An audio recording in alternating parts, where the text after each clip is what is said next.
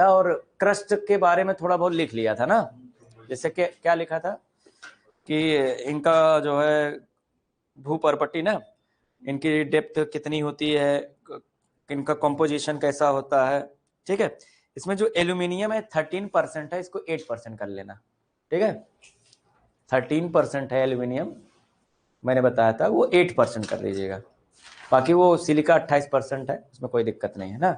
और इसके आगे आयरन भी ले लेना, 5% आयरन, बस 4। ठीक है, आयरन यानी Fe 5% होता है। तो ये 5 चीजें होती हैं। ठीक है, तो एक बार रिवाइज मार देता हूं, मतलब मैं पूरा क्रस्ट से ही फिर से बताना शुरू करता हूं ना। तो हम लोग क्या पढ़ रहे हैं, अगर हम देखें तो इंटीरियर ऑफ अर्थ पढ़ रहे हैं। क्या पढ़ रहे हैं बच्चा? इंटीरियर ऑफ अर्थ, जिसे बोलते हैं पृथ्वी की आंतरिक संरचना। टॉपिक का नाम क्या है? पृथ्वी की आंतरिक संरचना। आज सैटरडे है क्या? अच्छा हाँ, तो फिर कम लोग आएंगे ना, आज गांव निकल गए होंगे, उनका आटा खत्म हो गया होगा, आटा भराने जाएंगे लोग। ठीक, वो जो सोता रहता आता नहीं है आजकल, वो परमानेंटली घर पे अब डेली सो रहा है क्या?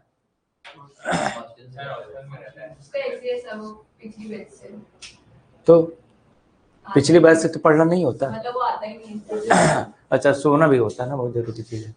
तो इंटीरियर ऑफ अर्थ हम लोग पढ़ रहे थे। देखे, अगर हम देखें इसको, ठीक है, ये हमारा अर्थ का एक क्वाड्रिलेटरल अगर हम ले लें,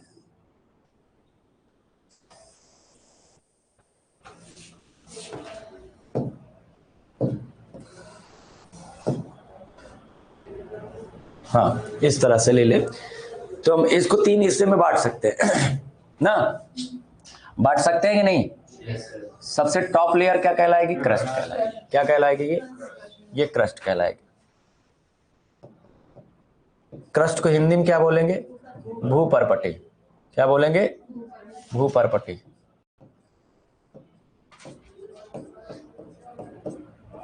ठीक है, ये भूपर्पटी होगी। बीच वाला जो लेयर है उसे हम लोग क्या बोलेंगे? मेंटल बोलेंगे। क्या बोलेंगे? और मेंटल को हिंदी में क्या बोलते हैं? प्रवार। क्या बोलते हैं? प्रवार। ठीक है, प्रवार, प्रवार। और ये आपका क्या है? कोर। कोर यानी केंद्र। ठीक है, कोर यानी कि केंद्र। ये 3 प्रकार के हमारे लेयर होते हैं। हालांकि आजकल लोग सब हिंदी में भी क्रस्ट बोल देते हैं उसको, मेंटल।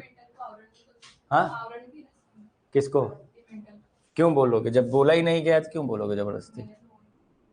हाँ, तुम्हारा वही निकलता है। हाँ, जो है ही नहीं तो कैसे बोलोगे?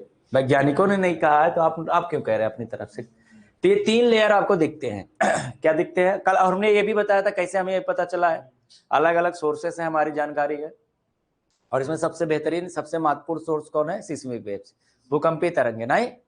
हाँ, हाँ कि नहीं? ठीक है, तो ये क्रस्ट है हमारा। क्रस्ट के बारे में हमने आपको बताना शुरू कर दिया था। ठीक है, जैसे कि मान लेते हैं ये वाला नहीं,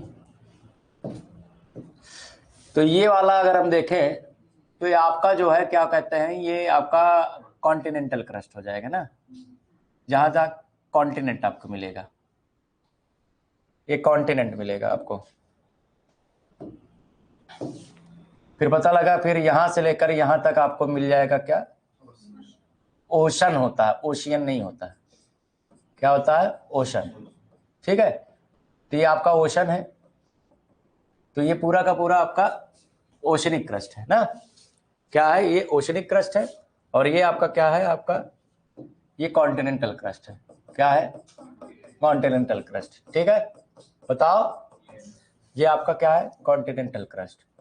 तो यानी कि हमारा जो क्रस्ट होता है, अगर भौतिक रूप से देखें, फिजिकली उसको देखें, तो वो 2 प्रकार के हो गए फिजिकली ना।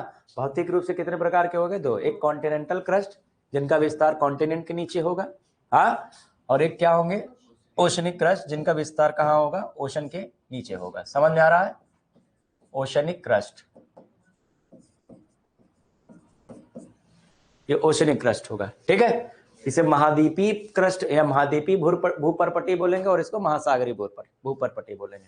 अगर आपको देखा जाए दोनों की चौड़ाई, थिकनेस किसकी ज्यादा है? थिकनेस किसकी ज्यादा है बताओ? Continental crust. तो कॉन्टिनेंटल क्रस्ट जो है 100 किलोमीटर तक फैला हो सकता है, लेकिन ओशनिक क्रस्ट जो होता है बहुत ही कम होता है। ठीक है, क्लियर है? उसकी चौड़ाई कम होती है, 5-10 किलोमीटर ज्यादा से ज्यादा होती है। तो ये पूरा आपका क्या है? ये पूरा आपका क्रस्ट है। क्या है ये? तो पूरा क्रस्ट है ना।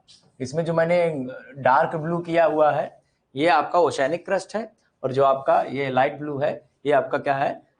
Continental crust. ठीक है, तो ये कहाँ तक होते हैं? तो हमने आपको बताया था कि ओशनिक क्रस्ट क्या होंगे, वो 5-10 किलोमीटर तक जाएंगे, और जो कॉन्टिनेंटल क्रस्ट है अगर वो माउंटेन्स के नीचे है तो बहुत ज्यादा जाएंगे। अगर आपसे पूछा है कॉन्टिनेंटल क्रस्ट का सर्वाधिक विस्तार, सर्वाधिक चौड़ाई, सर्वाधिक मोटाई कहाँ होती है?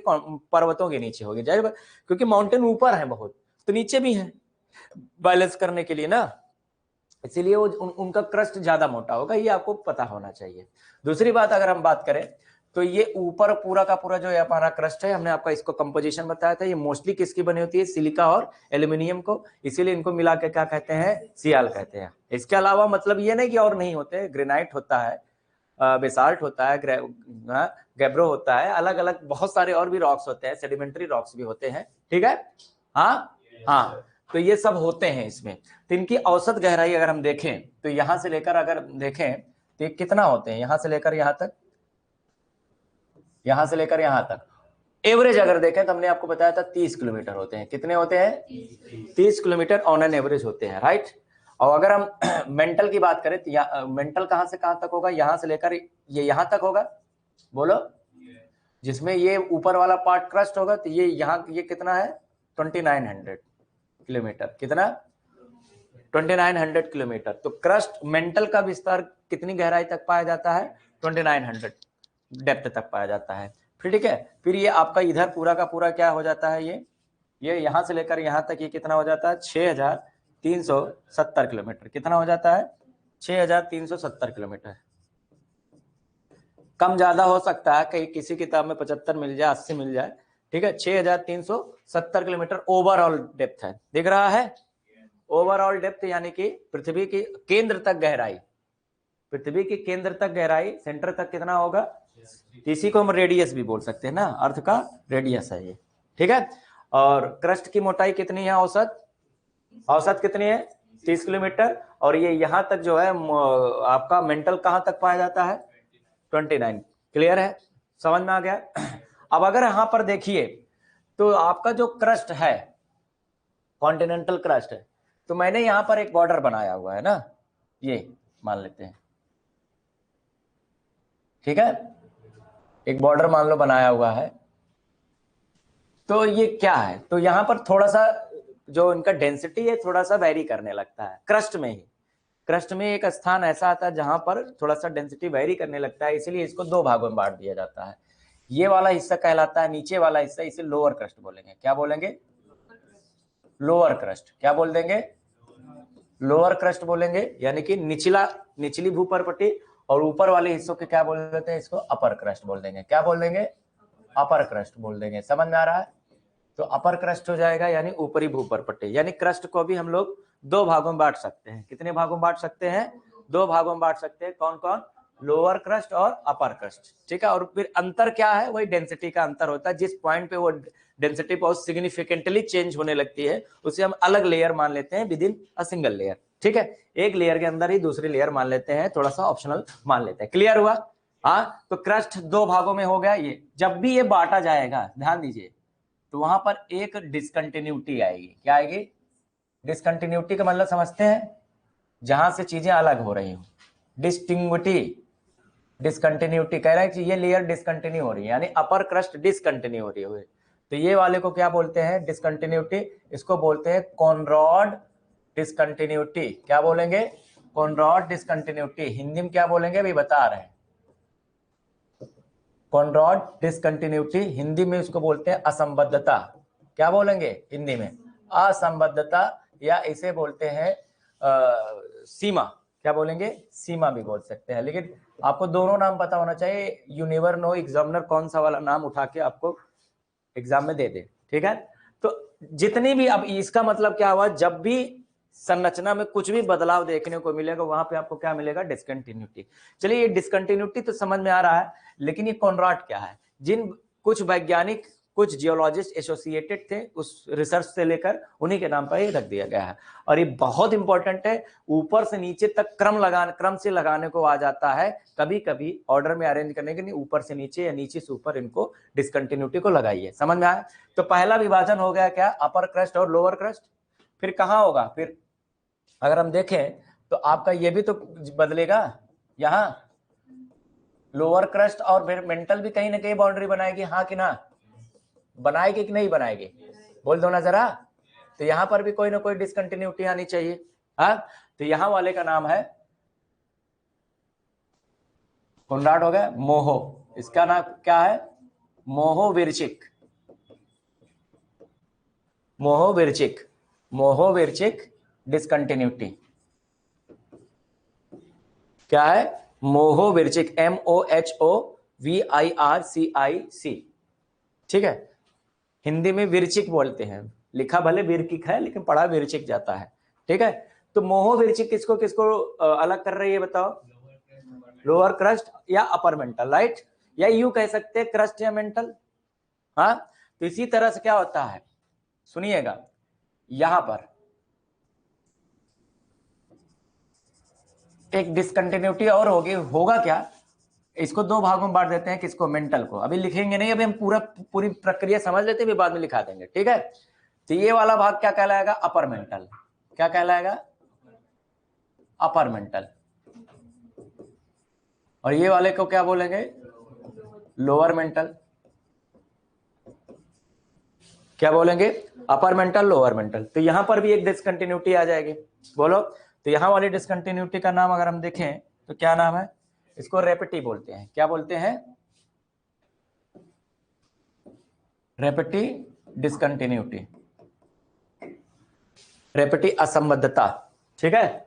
एक काम करते हैं, सबसे पहले आ गया कॉनराड डिसकंटिन्यूटी, यानी कि हिंदी में क्या हो गया, बोलो, हाँ, सीमा, कॉनराड सीमा या कॉनराड असंबद्धता। ये किसको किसको डिवाइड कर रहा है, लोअर क्रस्ट, बोलो, लोअर क्रस्ट और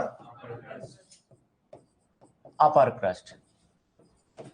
चलिए ये हो गया, यहाँ अलग से लिख दे तो ज्यादा सही है ना। हाँ, लो, कॉनराड के बाद फिर हमारा क्या आ रहा है, मोहोविरचिक, राइट। ये किसको कर रहा है, क्रस्ट एंड मेंटल, राइट, सीधे यही लिख सकते हैं, क्रस्ट एंड मेंटल, ठीक है। फिर उसके बाद हमारा क्या आ रहा है, रेपिटी, क्या आ रहा है, रेपिटी डिसकंटिन्यूटी, रेपिटी असंबद्धता। ये किसको कर रहा है, upper mantle and lower mental. तो अभी तक ये इतना मिल चुका है, हाँ, बोलो, चिंता मत करो, अभी याद करा देंगे, हमारे पास बहुत जुगाड़ रहता है। अच्छा, हमको सब पता रहता है कि कहाँ तुम फंसने वाले हो, वहां पहले से जुगाड़ करके रखे रहेंगे कुछ ना कुछ। अब मेंटल भी कहीं ना कहीं खत्म होगा, बोलो। तो जहां मेंटल खत्म होगा वहां क्या शुरू हो जाएगा, कोर, क्या शुरू हो जाएगा, कोर। यानी यहां पर भी कुछ ना कुछ आपको असंबद्धता रखनी पड़ेगी। और यहां वाले का नाम है गुटेनबर्ग, क्या नाम है, गुटेनबर्ग डिसकंटिन्यूटी, क्या नाम होगा, गुटेनबर्ग डिसकंटिन्यूटी, ठीक है। अब कोर को भी क्या किया जाता है, दो भागों में बांट देते हैं, आउटर कोर, इनर कोर। क्या बांटेंगे, आउटर कोर, और ये वाला ऊपर हो गया आउटर कोर, और ये वाला हो गया इनर कोर। तो पूरा का पूरा बट गया है। कैसे दिखा कि नहीं दिखा, चित्र थोड़ा कंफ्यूजिंग लग रहा है कि स्पष्ट है, स्पष्ट है। जब बनाओगे खुद ही जो है 2-3 बार प्रैक्टिस करोगे हो जाएगा, ठीक है। हाँ, हम चाहते तो इंटरनेट से निकाल के भी दे सकते थे, लेकिन वो बहुत कॉम्प्लिकेटेड हो जाता है। जब ब्लैंक रहता है चित्र और वहां से जब भरता है तब आपको ज्यादा समझ में आता है, मेरा ऐसा मानना है। बना बनाया, फिर हाँ उसके बाद भी बना बनाया चित्र आपको दिखा दे, वो ज्यादा इफेक्टिव रहता है ना। हाँ, हमको पता है कौन कौन सी चीज काम आती है, हमको सब पता है, ठीक है। अब यानी कि 2-3 कंटिन्यूटी और देख लेते हैं। हाँ, बोल दो ना जरा, बोला करो भारत माता की। हाँ, रेप्टी डिसकंटिन्यूटी अपर मेंटल हो गया, फिर उसके बाद रेप्टी के बाद क्या आ रहा है, गुटेनबर्ग। और इसे इसका पूरा नाम है, छोटा सा नाम है गुटेनबर्ग बिचार्ट, छोटा सा नाम है गुटेनबर्ग बिचार्ट डिसकंटिन्यूटी। ये किसको किसको करेगा, मेंटल एंड कोर।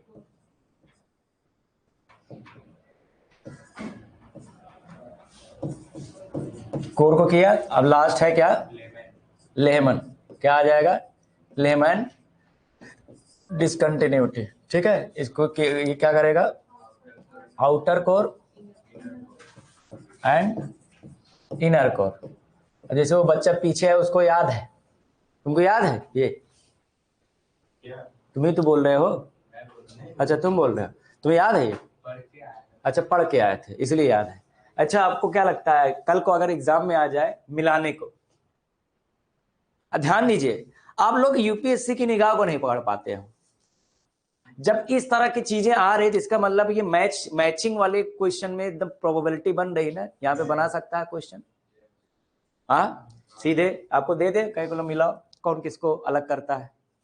अब दिक्कत मैं आपको बता दूं, चाहे जितना याद किए रहो, एग्जाम का जो प्रेशर होता है वो, यार एक तो ये सब मिलते जुलते नाम अजीब अजीब, तो जानते क्या करना है, गुलाटी मारना, याद हो जाएगा।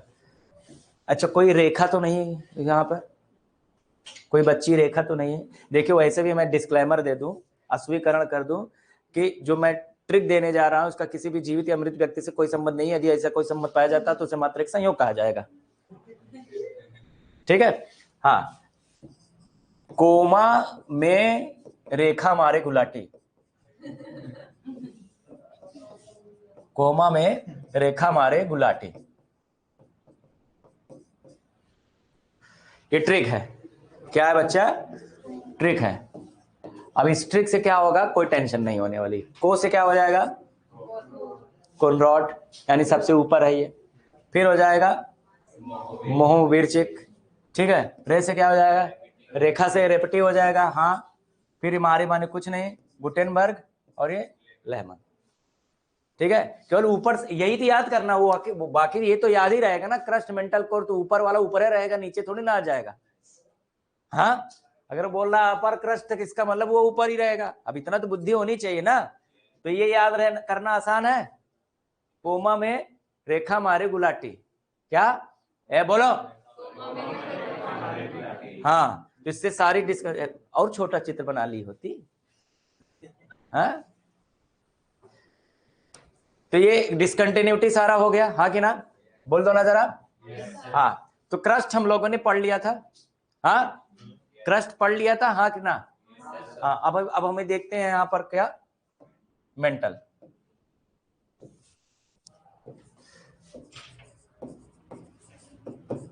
मेंटल यानी प्रवाह।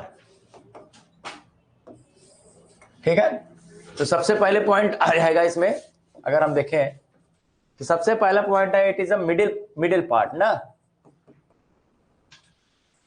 Middle layer of earth interiors.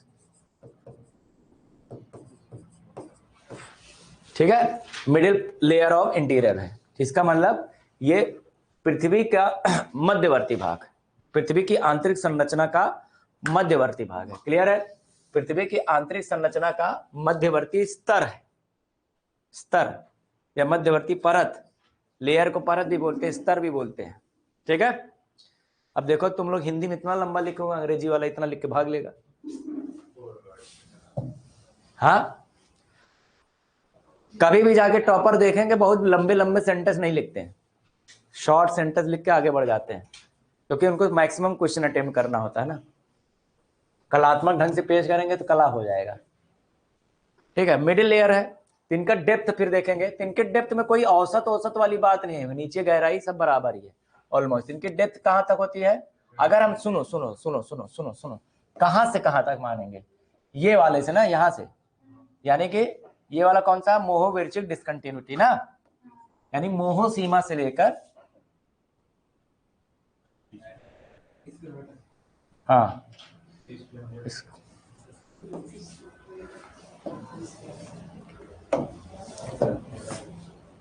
कहाँ जा रहे हैं? अरे हाँ, डेप्थ इनका क्या होगा? 2900 किलोमीटर। क्या होगा? 2900 किलोमीटर तक, अप टू 2900 किलोमीटर। ठीक है, कहां से? From Moho discontinuity. हम पूरा मोहो ब्रीचिंग नहीं लिख रहे हैं, मोहो डिसकंटिन्यूटी लिख रहे हैं। समझ में आ रहा है? मोहो डिसकंटिन्यूटी से लेकर ये 2900 किलोमीटर तक रहेंगे। हाँ बोलो। अब आगे बात कर लेते हैं, इनका कॉम्पोजिशन की बात करते हैं थोड़ा सा। कॉम्पोजिशन हिंदी में क्या बोलते हैं? हमने बताया था संगठन। क्या? संगठन का मतलब होता है कि वो किन पदार्थों से मिलकर बना है, और जिन पदार्थों से मिलकर बना होता है उन्हें कंपोनेंट यानी संघटक बोलते हैं। क्या बोलते हैं? कहते हैं ना घटक दल बोलते नहीं, किसी भी अलायंस में क्या होते हैं? जो उनके घटक दल यानी कंपोनेंट पार्टीज जो होती हैं। ठीक है, उसी तरह से कंपोजिशन में अगर हम बोलते हैं तो मेजोरिटी, ध्यान दीजिएगा, मेजोरिटी में क्या होता है? मेजोरिटी में ये किससे है? बहुतायत में किससे बने? मेजोरिटी इसमें क्या पाया जाता है? सीमा पाया जाता है। क्या पाया जाता है? सीमा। सीमा बोले तो सिलिका प्लस मैग्नीशियम। ठीक है, सिलिका मैग्नीशियम। ठीक है, क्लियर है? लेकिन अगर हम स्ट्रक्चर वाइज देखें, इसका स्ट्रक्चर, स्ट्रक्चर मतलब इसकी संरचना, इसकी संरचना देखते हैं। तो संरचना देखो, इसको हम देखते हैं दो भागों में बांटा गया है। बोलो। पहला वाला है अपर मेंटल और दूसरा वाला है लोअर मेंटल। यहां पर थोड़ा एक स्पेशल चीज देखनी होगी, आइए देख लेते हैं। ये जो हमारा क्रस्ट है, ऊपरी क्रस्ट से लेकर अपर क्रस्ट से लेकर अपर मेंटल का कुछ हिस्सा तक, उसको लिथोस्फीयर बोलते हैं, स्थल मंडल बोलते हैं। समझ में आ रहा है? क्लियर है? कहां से कहां तक अगर हम देखें तो, अगर हम देखें यहां से लेकर लगभग यहां से, ऐसे मान लेते हैं ये, हाँ ध्यान दिए, ओशन क्रस्ट वाला भी इसमें आ जाता है। समझ में आ रहा है? इसीलिए मैंने ओशन पे ही बनाया था कि आपको कोई कंफ्यूजन ना हो। ये कहां तक मान लेते हैं? ये आपका 200 किलोमीटर तक। क्या?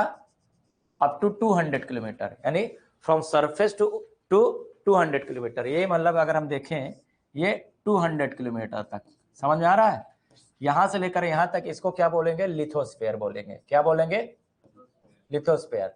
तो आपसे पूछ लिया जाएगा हिंदी में क्या बोलते हैं कि पृथ्वी की आंतरिक संरचना में स्थल मंडल का विस्तार कहां तक पाया जाता है। चलिए एक प्रीलिम्स का क्वेश्चन लिखते हैं ताकि आपको और क्लैरिटी हो जाए। ठीक है, the lithosphere is extended, lithosphere is extended। ऐसा लग रहा है होली खेल लिए हम लोग, रंग बिरंगा स्ट्रक्चर। थोड़ा सा स्पष्ट बनाइएगा, बड़ा बनाइएगा आप अपने समझ के लिए। बाकी एग्जाम में जो है बहुत बड़ा नहीं बनाया, स्पष्ट रहे। अब ये वाला ना बना देना एग्जाम में जो तुमने बनाया था। हाँ, इनको लगा कि आराम से भी छोटा सा चित्र बनेगा। तो क्वेश्चन लिखेंगे, lithosphere is extended up to dash dash dash. अरे डैश मतलब जो है फिल इन द ब्लैक्स वाला यार, अब जरूरी है 3 बार। अप टू डैश डैश, अब इसका मतलब 2 बार नहीं, dash dash in interior of अर्थ। ठीक है, हिंदी में पृथ्वी के आंतरिक भाग में स्थल मंडल का विस्तार कहां तक पाया जाता है? पृथ्वी के आंतरिक भाग में स्थल मंडल का विस्तार कहां तक पाया जाता है? मेरे पढ़ाने में कोई कमी उमी हो रही है तो बता दो, सुधार कर लिया जाए। हाँ, ये कौन सी कमी? ये कौन सी कमी? अच्छा, कहां तक होता है पृथ्वी के आंतरिक भाग में स्थल मंडल का विस्तार? कहां तक होता है या कहां तक पाया जाता है? राइट। देखो हम खुद ही सोचते रहते हैं क्या बेहतर करके दें आपको। समझ में आया? हाँ, बस दिक्कत एक ही है, समझ गए ना कहां से? दिक्कत उस साइड से हो रही है, भयंकर हो रही है। ठीक है। हाँ भाई, मेंस के क्वेश्चन दे रहे हैं, प्री के क्वेश्चन दे रहे हैं, कंसेप्ट क्लियर कर रहे हैं, और उसके साथ साथ ये भी बता रहे हैं इसको कहां से कहां तक किस डायमेंशन में ले जाकर क्वेश्चन पूछा जा सकता है, प्रीलिम्स का, मेंस का। यही तो करना होता है हमें। केवल क्या होता है, कुछ टीचर्स होते हैं कभी आएंगे सिर्फ अपना कंसेप्ट पढ़ा के निकल लेंगे, वो नहीं बताएंगे आप बाकी आप मर हो जाओ, डूबो कि कैसे क्वेश्चन आएंगे।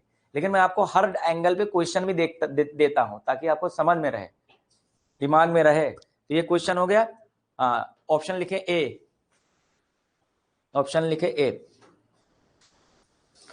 Only up to upper crust, ऊपरी भूपर्पटी की सीमा तक, हिंदी में इसको बोलेंगे, ठीक है। ऊपरी भूपर्पटी की सीमा तक। जल्दी लिखा करो, बहुत लेट लिखती हो, अकेले भी रेस दौड़ोगे तो भी सेकंड होगी।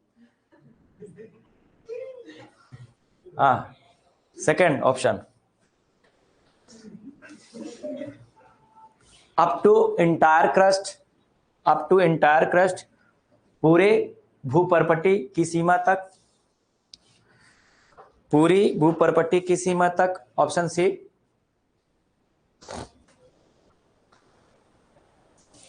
Entire crust as well as some part of upper mantle, entire crust as well as some part of upper mantle, पूरी भूपर्पटी, साथ ही कुछ सीमा तक ऊपरी मेंटल। ऑप्शन डी,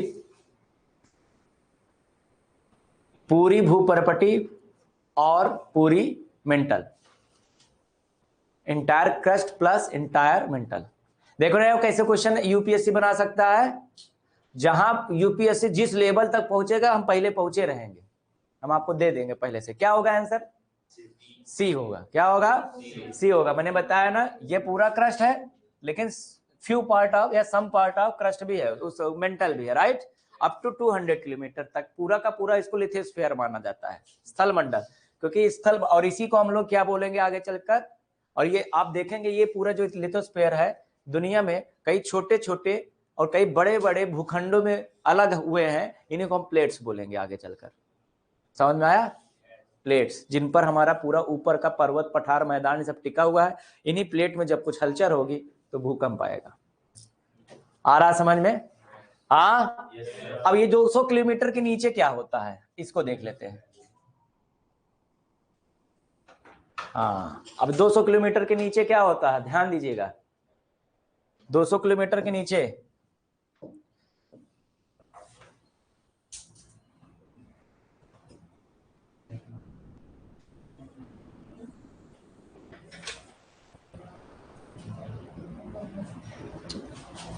क्या हो गया? अब ज्यादा हो रहा है ना, क्या करें तो, और यूपीएससी की तैयारी कर लो, ठीक है। अब जो लिथोस्फीयर के जस्ट नीचे जहां तक आपका क्या मिलेगा, अपर मेंटल मिलेगा, वहां पे एक नया लेयर मिलेगा, उसको बोलते हैं स्टेनोस्फीयर। क्या बोलते हैं? स्टेनोस्फीयर। मोस्ट इंपॉर्टेंट लेयर है ये। क्यों? अभी हम देखेंगे इसका मतलब। स्टेनोस्फीयर को हिंदी में क्या बोलते हैं? दुर्बलता मंडल। क्या बोलते हैं? नाम से ही लग रहा है दुर्बलता मंडल, आप लोगों की तरह है, ठीक है। तो आपसे एक प्रश्न यहां सीधे बन जाएगा कि दुर्बलता मंडल का विस्तार कहां पाया जाता है? तो कहां पाया जाता है? स्थल मंडल के नीचे अपर मंडल तक, ठीक है। तो ये ऑलमोस्ट कहां तक होगा? 200 किलोमीटर से लेकर ऑलमोस्ट 700 किलोमीटर तक होगा। यानी अपर मेंटल हमारा कहां तक जाएगा? अगर हम देखें अपर मेंटल कहां तक जाएगा, बोलो? अप टू 700 किलोमीटर तक। कहां तक होगा? 700। तो इसको मैं यहां नहीं लिखता हूं, नहीं तो गड़बड़ हो जाएगा ना। अभी अभी अभी अभी इससे ज्यादा नहीं भरे इसको, तो ज्यादा सही है। अच्छा, कोई अभी व्यक्ति अभी आए और उसको बोले ये पढ़ाया गया है, तो पागल हो, भाग जाएगा, देखते ही भाग जाएगा, कहेगा ये क्या हो गया, किधर से किधर हो गया, ठीक है। तो हम लोग मेंटल पढ़ रहे हैं, तो अपर मेंटल की अगर हम बात करें, यहां जो अपर मेंटल है,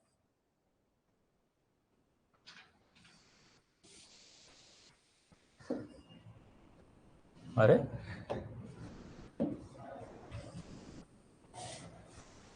ठीक है, तो ये उठा के अगर ऐसे कर दो, अरे ज्यादा डिजाइन ना करे। हाँ, अपर मेंटल की अगर हम बात करें तो अपर मेंटल, अरे भाई अच्छा ये करना पड़ेगा।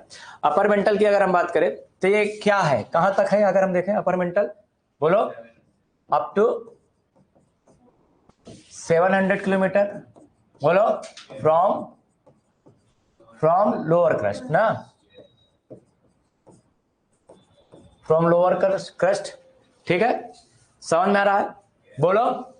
और इसका जो अपर मेंटल का अभी हमने बताया अपर मेंटल में और जो पाया जाता है दो चीज पाई जाएगी ना, इसके अंदर दो चीज होगी ना, एक होगा इसमें लिथोस्फीयर, सम पार्ट ऑफ, हाँ बोलो, सम पार्ट ऑफ लिथोस्फीयर होगा, हिंदी में क्या लिखेंगे, स्थल मंडल का कुछ भाग होगा, हाँ कि ना, अभी हमने देखा थोड़ा सा भाग होगा कि नहीं, यानी स्थल मंडल जो है कहां से कहां तक है, अगर हम बात करें लिथोस्फीयर कहां तक का है, तो इस ध्यान दीजिए यहीं पर मैं लिख रहा हूं, इट इंक्लूड्स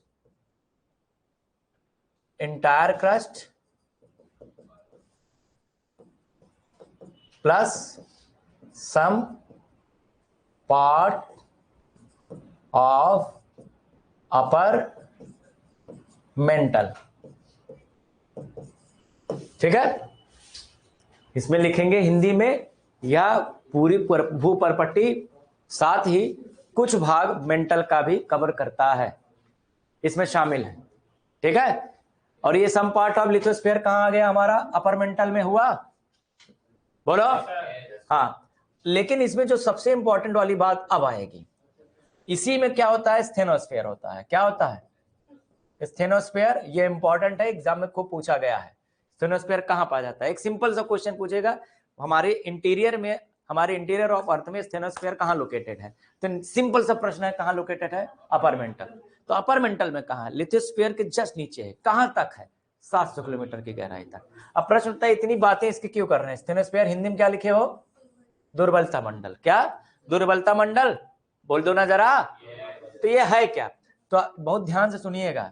अभी हम लोगों ने कल जब हमने देखा था टेम्परेचर पढ़ रहे थे, हमने आपको बताया था जो हम लोगों ने टेम्परेचर को स्टडी किया है, तो यहाँ नीचे क्रस्ट के बाद क्या होता है, टेम्परेचर बहुत ज्यादा बढ़ जाता है, तो ये जो इधर वाला हिस्सा ये वाला नहीं, यहाँ टेम्परेचर बहुत ज्यादा बढ़ जाता है, क्या हो जाता है, बहुत ज्यादा बढ़ जाता है, ऑलमोस्ट कितना हो जाता है, 1200-1500 डिग्री सेंटीग्रेड हो जाता है, और इतने डिग्री सेंटीग्रेड में क्या होता है, जो वो रॉक्स होते हैं वो मेल्ट हो जाते हैं, समझ में आ रहा है, तो जब ये मेल्ट हो जाएंगे तो क्या बन जाएगा, यहाँ पर मैग्मा बन जाएगा, क्या हो जाएगा, मैग्मा, यानी जो ये स्टेनोस्फीयर वाला भाग है इसमें मैग्मा भरा हुआ है, इसीलिए कभी कभी इसको हम लोग क्या बोलते हैं, मैग्मा चैम्बर, क्या बोलते हैं इसको, मैग्मा चैम्बर बोलते हैं, आया समझ में। अब अगली चीज, जब अब यहीं से देखो, हम आपको जादू दिखाने जा रहे हैं, आपके लिए एकदम यहीं से सब कुछ बहुत आसान होने जा रहा है। स्टेनोस्फीयर क्या है, अगर हम बात करें कहां पे पाया जाता है, अपर मेंटल कहां पे पाया जाता है, ये 200 किलोमीटर से लेकर 700 किलोमीटर की गहराई तक, ठीक है, अप टू 700 किलोमीटर फ्रॉम 200, ठीक है, डेप्थ कितनी होंगे, 200 किलोमीटर टू 700 किलोमीटर, समझ में आ गया, बोलो, पहले तो ये चीज हो गई।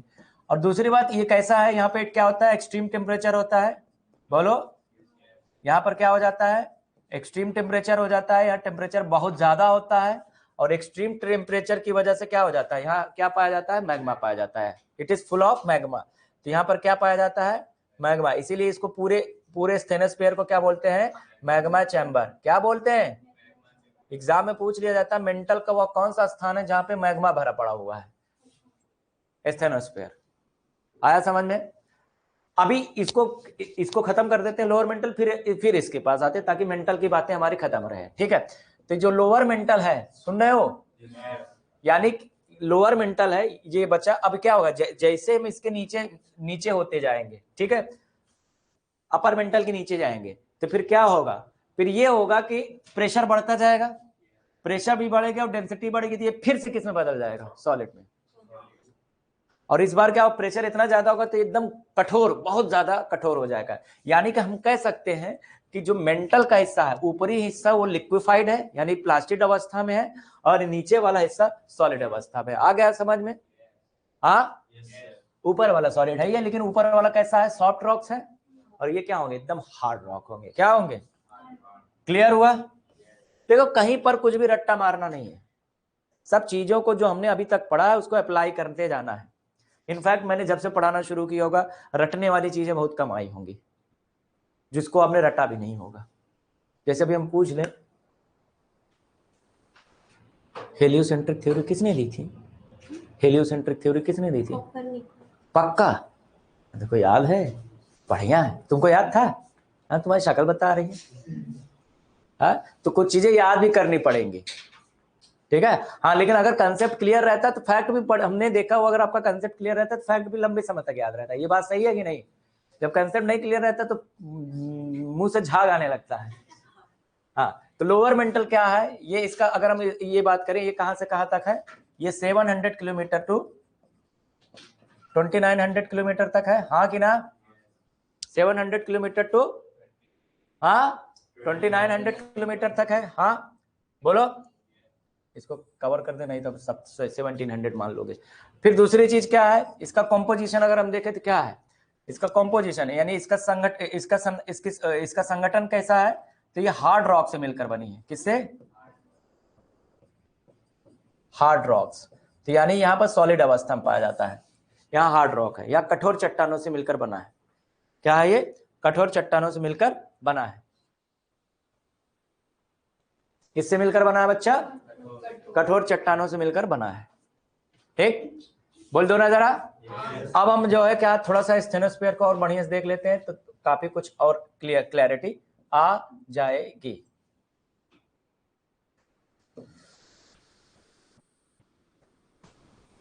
काफी कुछ क्लैरिटी आ जाएगी। अब देखते हैं, तो मैग्मा चैम्बर, अब ध्यान दीजिएगा, मान लेते हैं कि ये माप का मैग्मा चैम्बर है, ठीक है। ये क्या है आपका? मैग्मा चैम्बर है। ये पूरा पूरा लिक्विफाइड अवस्था में या प्लाज्मा अवस्था में है, खूब तप्त है।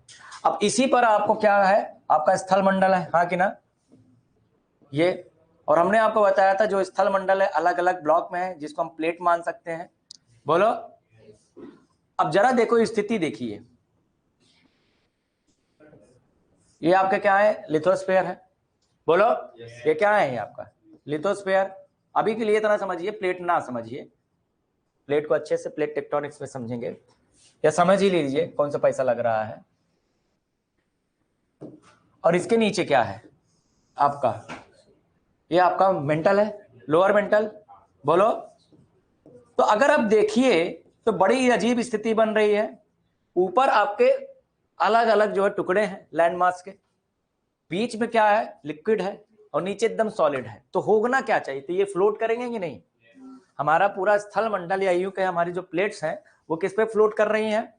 स्टेनोस्फीयर पे। तो कुछ प्लेट क्या होंगे एक दूसरे से, अब एक और चीज देखिए, आगे हम देखेंगे कौन ज्यादा गर्म है, लिथोस्फीयर गर्म है कि स्टेनोस्फीयर?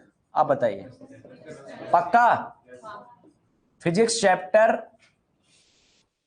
थर्मोडायनेमिक्स क्लास 9th पढ़ा है?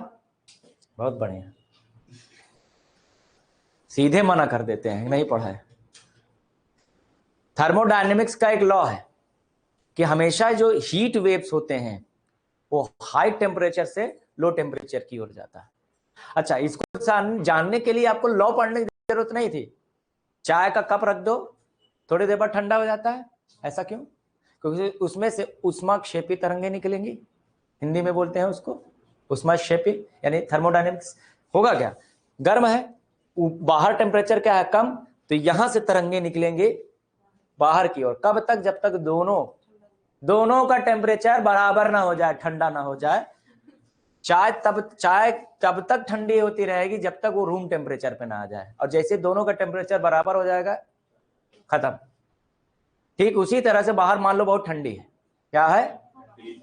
तो मतलब बाहर बहुत गर्मी है, बहुत गर्मी है, और फ्रिज से निकला वो बोतल बहुत ठंडा है। अब तरंगे कहां से आएगी? वहां से आएंगी। कहाँ? वायुमंडल से। अब ये ऊष्मा की मतलब कहां जाएंगी? वस्तु की ओर जाएंगी। तो वहां से आएंगी तरंगे यहाँ पर, इसको क्या करना शुरू कर देंगे? गर्म करना। कब तक गर्म होगी? जब तक दोनों बराबर ना हो जाए। यही है लॉ ऑफ थर्मोडायनेमिक्स। क्योंकि हमेशा जो हीट वेव्स होंगी वो कहां से कहां तक चलेंगे? हाई टेम्परेचर से लो टेम्परेचर। उसको हम और आगे डिटेल में प्लेट टेक्टोनिक्स में देखेंगे। तो यहां से क्या चलना चाहिए? वेव्स निकलने चाहिए ना, हीट वेव्स। बोलो। जिसे जिसे लगातार हीट वेव्स निकलेगा तो उसे कन्वेक्शन करंट बोलेंगे। क्या बोलेंगे? कन्वेक्शन करंट यानी संवहनी धारा। संवहनी धारा मतलब ऊपर की ओर बहने वाली तरंगे, और जब ये निकलेंगे तो शक्ति होगी उसमें, तो शक्ति होगी क्या होगा, जहां से निकलने का प्रयास करेंगे दो प्लेट को एक दूसरे से क्या कर देंगे, अलग कर देंगे ना। बोलो, तो यानी दो प्लेट एक दूसरे से अलग हो रहे हैं। ये वाला प्लेट कह रहा है नहीं हमको क्यों ठेल रहे हो यार, हम क्या कर रहे हैं, कर हमको क्या पता, ये बगल वाला जो है हमको ठेल रहा है क्या। तो दो प्लेट एक दूसरे से दूर जाएंगी और ये दोनों एक दूसरे से टकरा जाएंगी, तो यहाँ टकराएगी तो भूकंप, दूर जाएगी तो भूकंप ऊपर। मस्त प्लान है रे बाबा। यानी अर्थक्वेक का कारण ये स्टेनोस्फेयर, यहां पे जो अभी हलचल होगा। अभी एक और चीज देखो, जब क्या होगा, ये दूर जाएंगी तो नीचे का महकमा क्या होगा, ऊपर आके फैल जाएगा, वोल्केनो, ज्वालामुखी। ओ तीसरा, जब दो प्लेट एक दूसरे से टकराएंगे तो इसके ऊपर वाली सरफेस जो होगी उसके ऊपर प्रेशर आएगा, इसे उनमें जो कमजोर प्लेट होंगे वो मुड़ जाएंगे, मुड़कर फोल्डिंग हो जाएगी, तो वहां माउंटेन बन जाए। क्या बनेगा, माउंटेन। तो अगर हमको पता चल जाए कि कहां कहां कुछ प्लेट दूर जा रही है और कहां कहां प्लेट नजदीक आ रही है, तो ये तीनों चीज निकाल लेंगे कि नहीं, बस सिंपल। तो आगे देखेंगे स्टेनोस्फीयर क्या क्या करेगा। इस पूरी प्रक्रिया को हम लोग प्लेट टेक्टोनिक्स में पढ़ते हैं। आधा प्लेट टेक्टोनिक हो गया मतलब अब आपको आराम से समझ में आ जाएगा। तो स्टेनोस्फीयर कितना आसान है, आसान था ना, लिंक कर दिया मैंने ना। तो ये जो मैग्मा चैम्बर है यही है क्या, कॉजेस अर्थक्वेक। अभी फिलहाल इतना ही लिखते हैं, आगे जो है कॉजेस अर्थक्वेक, वोल्केनोस या वोल्केनिज्म और प्लेट टेक्टोनिक। प्लेट टेक्टोनिक का मतलब होता है बच्चा प्लेटों में होने वाली जो गतियां हैं, ठीक है, यही मैग्मा चैम्बर, यही स्टेनोस्फीयर क्या करता है, अर्थक्वेक, वोल्केनिज्म और प्लेट टेक्टोनिक ऑन क्रस्ट। तो क्रस्ट यानी भूपर्पटी पर भूकंप, ज्वालामुखीयता व प्लेट टेक्टोनिक की अभिक्रिया को प्रेरित करता है कौन, स्टेनोस्फीयर। समझ में आया? तो बोलो तारा रा रा। अब हम पढ़ेंगे क्या, कोर।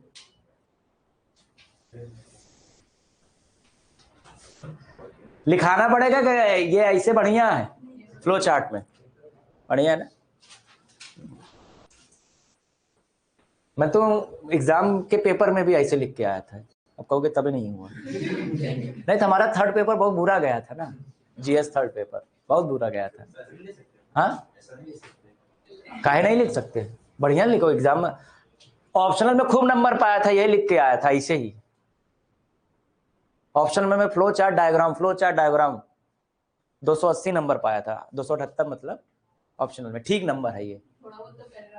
हाँ थोड़ा बहुत तो लिखना ही पड़ेगा। क्या बात कर रहे हो, थोड़ा बहुत निकला पड़ेगा, थोड़ा बहुत ही है, थोड़ा बहुत तो है ये लिख नहीं रहे हैं। अच्छा बताओ, आप एग्जामिनर हो, इसको थोड़ा सा नीचे करते हैं, आप एग्जामिनर है, लेट सपोज आपको मैग्मा लिखने को दिया है, क्या दिक्कत है इसमें, आप देख रहे हो,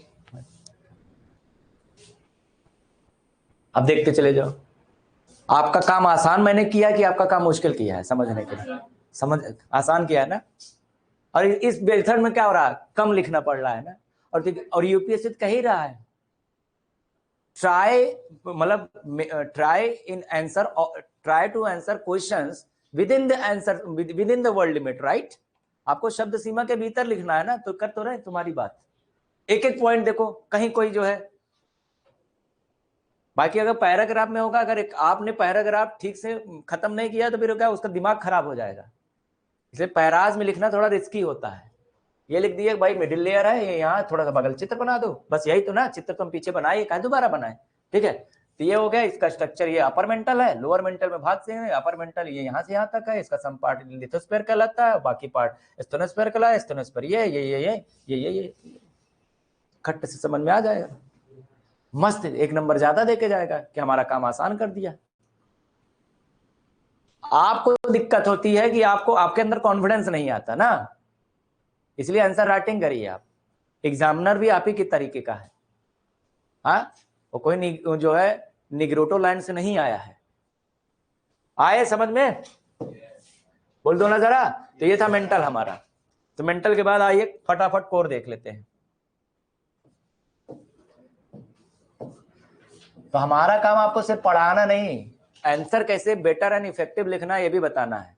और आपको, हाँ मैंने आपको पहले ही बता दिया था, अगर आपने 250 वर्ड का आंसर सोच रहे हो 250 वर्ड में देने का, आप कभी सिलेक्शन नहीं पाओगे, इतनी लिख ही नहीं पाओगे, हाथ ही नहीं चलता है। 250 वर्ड का प्रैक्टिस आप करिए 220 में, और 150 का करिए 120 पे। 120 वर्ड 6 मिनट में लिखे जा सकते हैं, मजाक नहीं कर रहे हैं। 1 मिनट में आदमी 20 से 25 शब्द लिख लेता है, तो 6 मिनट में 120 शब्द लिख लिए आपने, उसी में कोशिश करिए आंसर देने का। तो 6 मिनट में एक क्वेश्चन ही हो गया, तो 10 होते हैं 150, तो 10 60, बोल दो ना जरा, 60 ही हो गया। और 12 मिनट में लिखिए क्या, 250 220 वाला, तो 6 6 12 में 240 हो जाएगा। लेकिन हम मान लेते हैं बड़ा है तो सोचना भी तो पड़ेगा, तो 220 में निपटा दिए हमने। तो 12 धम्मा 120, 120 और 60 कितना हो गया, 180 हो गया ना। लेकिन 5 मिनट 10 मिनट ऊपर नीचे भी होगा सोचने समझने ये सब।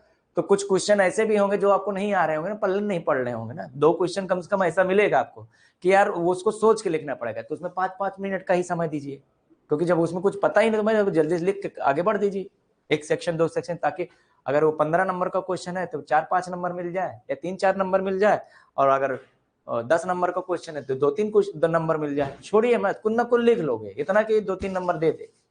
अगर आपने सिलेबस को अच्छे से कवर किया तो कुछ न कुछ सिलेबस ही तो आया होगा, तो सिलेबस का ही इंट्रोडक्शन लिख के चले आओ। हाँ ये होता, छोड़ना नहीं होता।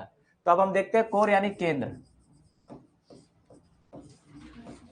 और एक चीज बता दें, टेस्ट सीरीज देने से कॉन्फिडेंस भी बढ़ता है, क्योंकि आदमी जब पढ़ा रहता है उसको लगता है कि यार हम नहीं दे पाएंगे आंसर, लेकिन जब वो टेस्ट का माहौल मिलता है ना, तो अपने आप कलम चलने लगती है, गलत सही कुछ भी।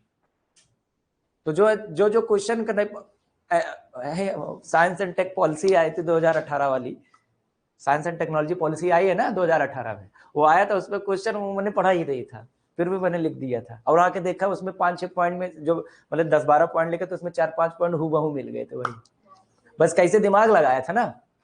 एक कोई पॉलिसी किस लिए आती है, कि पॉलिसी क्या करने के लिए आती है, कि जो मौजूदा समस्याएं हैं उसको आइडेंटिफाई करें, प्रॉब्लम को आइडेंटिफाई करने के बाद उसका सोल्यूशन दें, सोल्यूशन देने के बाद क्या उसको लेकर कोई स्कीम चलाएं। पॉलिसी में ही आ गया कि हम इसको लेकर स्कीम चलाएंगे। अब साइंस एंड टेक की सबसे बड़ी समस्या क्या है भारत में, फंडिंग। हमने लिख दिया कि भारत में सबसे बड़ी समस्या फंडिंग को लेकर, ठीक है। भारत अपनी बजट का 1% से भी कम इन्वेस्ट करता है science and tech research and development में, ये बात सही थी। दूसरा, दिमाग लगाया।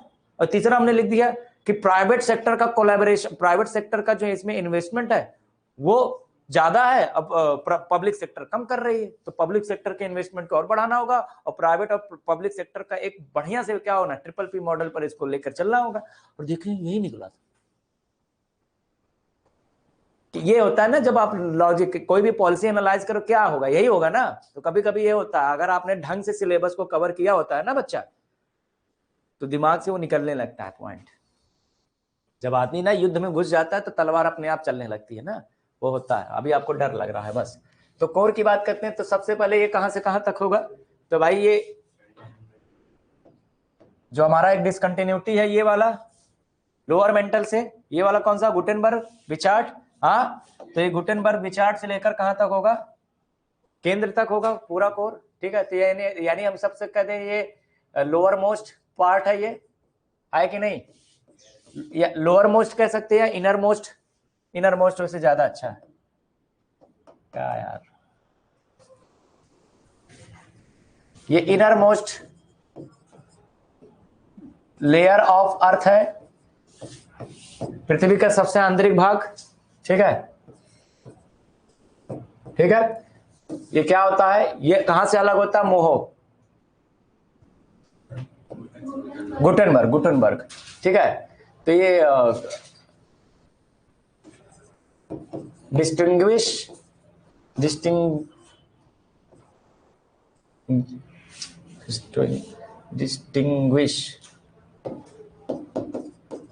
दिस इज फ्रॉम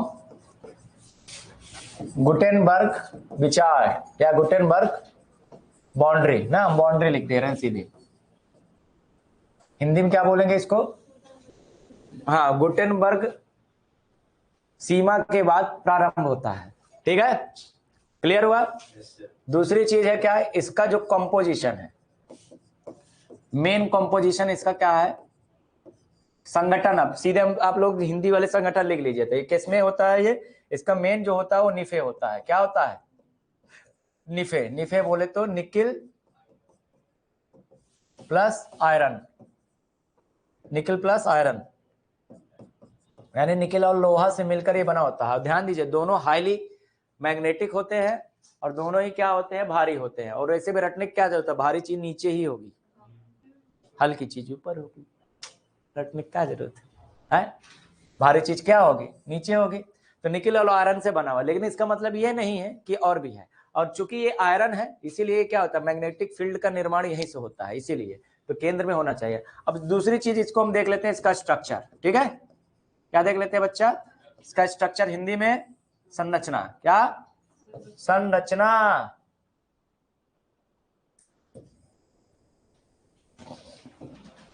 इसकी संरचना देखते हैं तो सबसे पहले आ जाएगा, इसको दो भाग में बांट देंगे। एक होगा आउटर कोर। क्या होगा? आउटर कोर होगा। हिंदी में क्या बोलेंगे? बाह्य क्रोड, क्रोड भी बोल देते हैं, बाह्य क्रोड। और फिर होगा इनर कोर, आंतरिक, यानी कि आंतरिक क्रोड।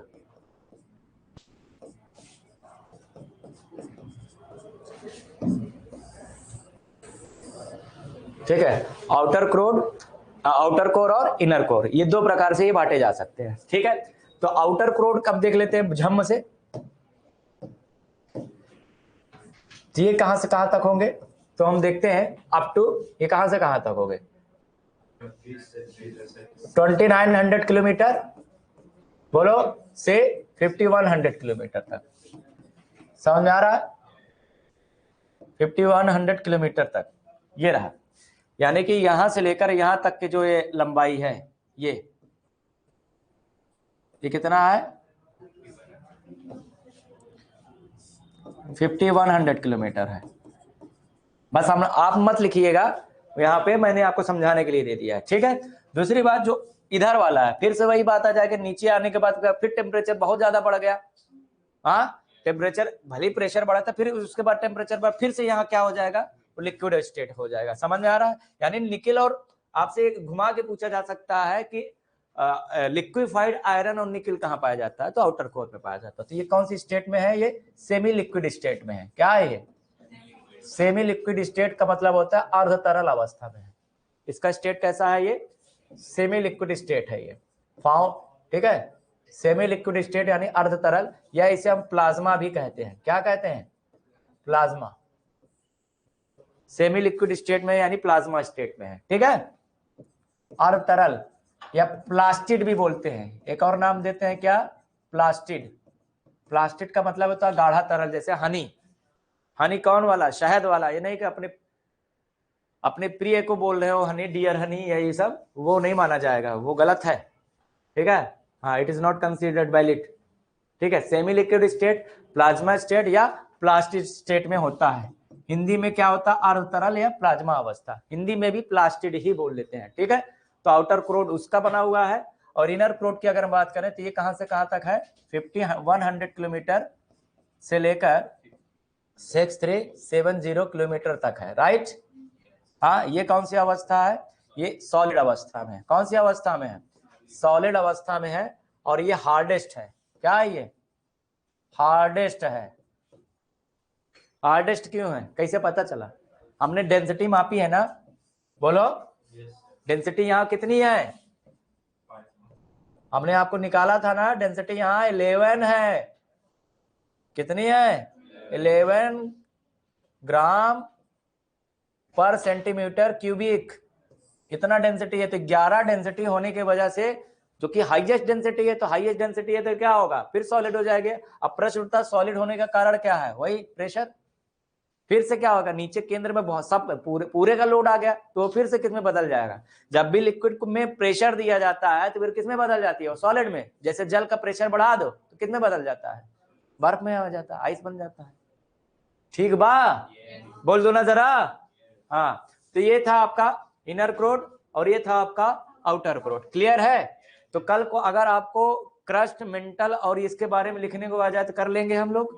मेंस के क्वेश्चन दिए कि नहीं दिए? हाँ, कल कौन से क्वेश्चन दिए थे मेंस के? पृथ्वी के आंतरिक भाग को समझने के लिए चुंबक। हाँ, अब अगला क्वेश्चन लिखो। संक्षेप में पृथ्वी के आंतरिक भागों का वर्णन कीजिए हिंदी में, जल्दी 150 वर्ड। संक्षेप में पृथ्वी के आंतरिक भागों का वर्णन कीजिए।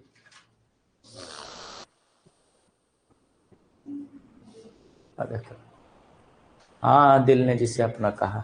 ठीक है, 150 वर्ड। ठीक है, क्लियर है। 150 वर्ड में एक और क्वेश्चन लिखिए। अच्छा, इंग्लिश में। हाँ, ब्रीफली डिस्क्राइब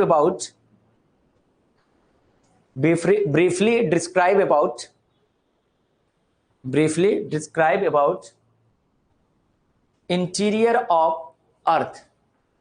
इसमें आपको क्या करना है, सिंपल सा है।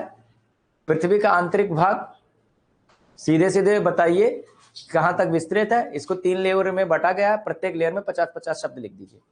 मतलब किसी में 70 हो जाते, किसी में 30। जाहिर बात है इसमें बहुत ज्यादा नहीं होगा, अब बाकी दोनों में ज्यादा होगा। समझ में आ रहा है? यही तो चैलेंज है आपको कि देखो इंपॉर्टेंट 200 वाली चीज को 500 शब्द में लिखना वो चैलेंजिंग नहीं, वो इजी होता है। 500 शब्द वाली चीज को कैसे 150 में लपेटना है, यही तो है टास्क। कि क्वालिटी भी ना कॉम्प्रोमाइज हो और क्वांटिटी भी, करते करते आएगा। ठीक है, अगला 150 वर्ड में ही रहेगा कि what do you understand by asthenosphere. दुर्बलता मंडल से आप क्या समझते हो। दुर्बलता मंडल ब्रैकेट में स्टेनोस्फेयर दिया रहेगा वैसे आपको। ठीक है, दुर्बलता मंडल से आप क्या समझते हो, इसके नहीं, मंडल को समझाइए। ये क्या समझते हैं, स्थल मंडल के विकास में इसके महत्व को समझाइए। ये थोड़ा सा एडवांस क्वेश्चन हो गया ना, चाहे तो आज भी लिख सकते हो, लेकिन ये क्वेश्चन तब अच्छे से और लिख पाओगे जब वोल्केनो, अर्थक्वेक, ये सब चीजें अच्छे से पढ़े रहोगे। तो कुछ क्वेश्चन ऐसे भी मिक्स करके आते हैं, 3-4 टॉपिक का मिक्स कर देते हैं वो। ठीक है, दुर्बलता मंडल से आप क्या समझते हो, what do you understand by asthenosphere. Analyse the significance of asthenosphere. Analyse the significance of asthenosphere in development of lithosphere, lithosphere। ठीक है, हिंदी मीडियम है तो इंग्लिश में क्या लिखते हो? अच्छा, हिंदी में। ये हो गया। हाँ, आगे लिखो फटाफट। 250 वर्ड का लिखेंगे,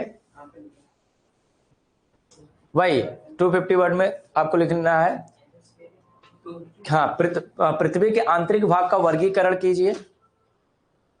हाँ, 250 वर्ड का पृथ्वी के आंतरिक भाग का वर्गीकरण कीजिए। Classify the interior of earth, classify the interiors of earth. पृथ्वी के आंतरिक भाग का वर्गीकरण कीजिए तथा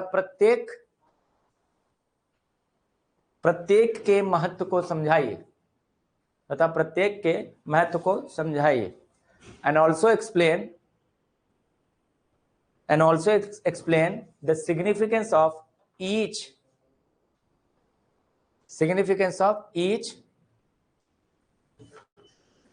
each part of it। कोशिश करेंगे हम, मुझे नहीं लगता इसके अलावा कोई क्वेश्चन वो दे सकता है। हाँ, 250 वर्ड में लिखना है इसको। हाँ, पहला वाला, हाँ, मतलब दोनों में लिखना है आपको कि 150 में आ जाए तो आप कैसे समेटेंगे। 150 है, आपको हर तरह से तैयार होना है कि वही सेम चीज 150 में आए तो कैसे निपटाएंगे, वही सेम चीज 250 में आए तो कैसे निपटाएंगे, मिला के आए तो कैसे निपटाएंगे। हर तरीके से प्रैक्टिस करना है। यानी कि आपको बता दें एक चीज, मैं आपको बता दूं बहुत एक इंपॉर्टेंट चीज, कि आपका जो आंसर राइटिंग होगा, आंसर राइटिंग के 5 स्टेजेस होते हैं, 5 स्टेजेस ऑफ आंसर राइटिंग। बता दें आपको, सबसे पहला तो यही होता है कि भैया कंटेंट, सबसे पहले होता है कंटेंट प्रिपरेशन। सबसे पहले कंटेंट प्रिपरेशन का मतलब समझ रहे हो? कंटेंट तैयार करो, लिखना क्या, कहां से लिखना है, पहले तो यही, पहले लेवल में यही होगी। इसलिए शुरुआत में आंसर राइटिंग जो करते हैं नहीं कर पाते, वो डिमोटिवेट होकर चले जाते हैं, को कंटेंट ही नहीं पता तो कहां से लिखेंगे। फिर कंटेंट प्रिपरेशन के बाद, कंटेंट प्रिपरेशन के बाद दूसरा जो चरण होता है वो अब आप खुद बताओ ना क्या होना चाहिए। एक बार आप कंटेंट,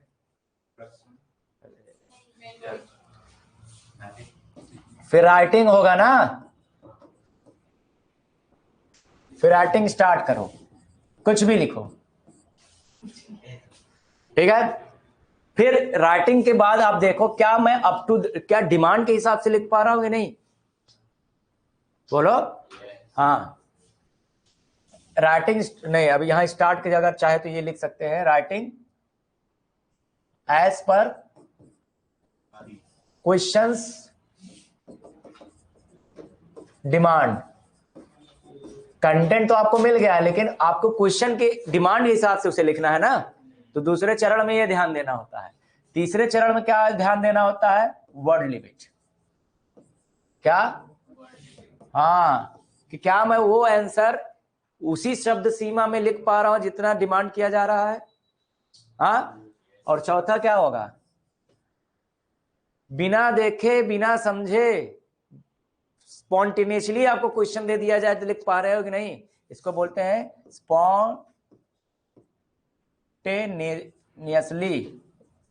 राइटिंग। इसका क्या मतलब होता है? तत्परता के साथ लिखना। तत्परता के साथ मतलब आप तैयारी कर चुके हो, अब आपको रैंडमली कभी भी दे दिया जाए क्वेश्चन और आप लिख पाओ। चौथा चरण। पांचवा टाइम कंस्ट्रेंट मैनर।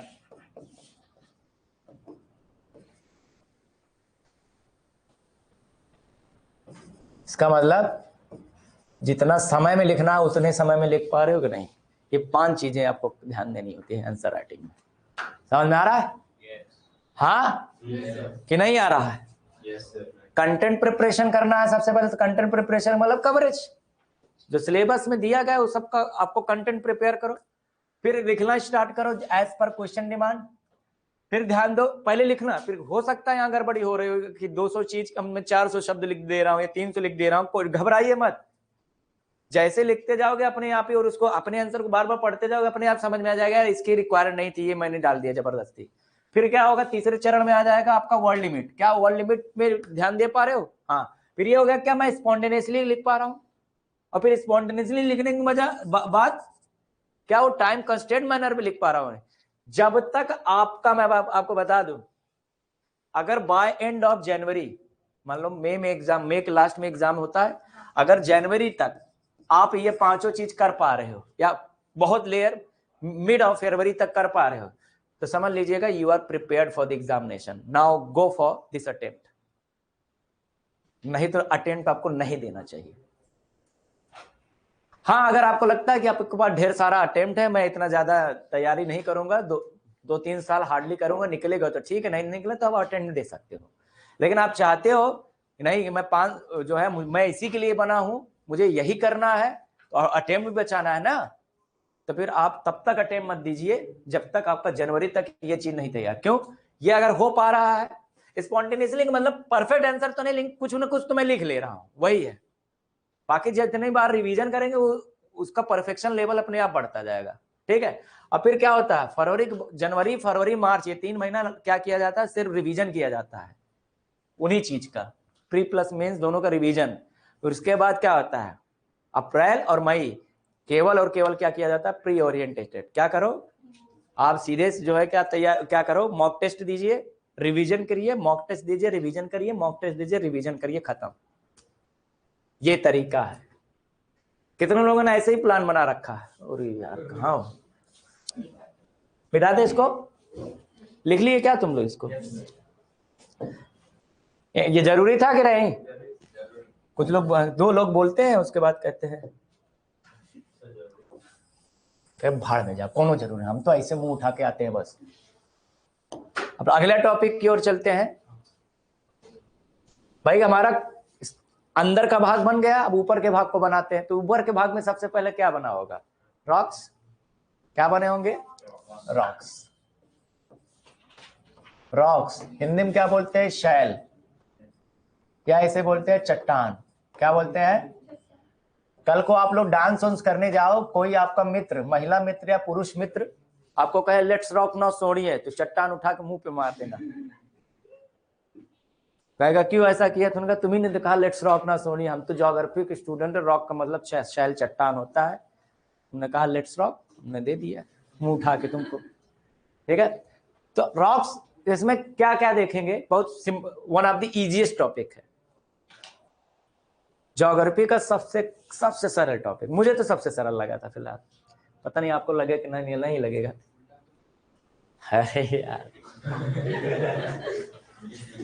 पूरे ज्योग्राफी में ऐसा कोई टॉपिक नहीं जो कठिन हो, कारण सारे टॉपिक लॉजिक पर।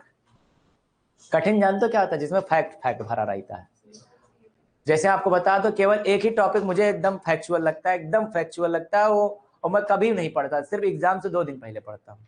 अच्छा एक और चीज मैं आपको बता दूं, बहुत जो फैक्चुअल टॉपिक होता है ना, उसको केवल 1-2 बार पढ़ के छोड़ दिया करो, फिर उसको एग्जाम के 1 हफ्ते पहले प्रिपेयर करना शुरू करो, क्योंकि बहुत फैक्चुअल टॉपिक है, साल भर पहले पढ़े रहोगे, याद भूल जाओगे, पक्का भूल जाओगे। तो इसको क्या किया, 1 हफ्ते पहले एग्जाम के पढ़ना। जैसे मैं आपको बता दूं, ट्राइब्स,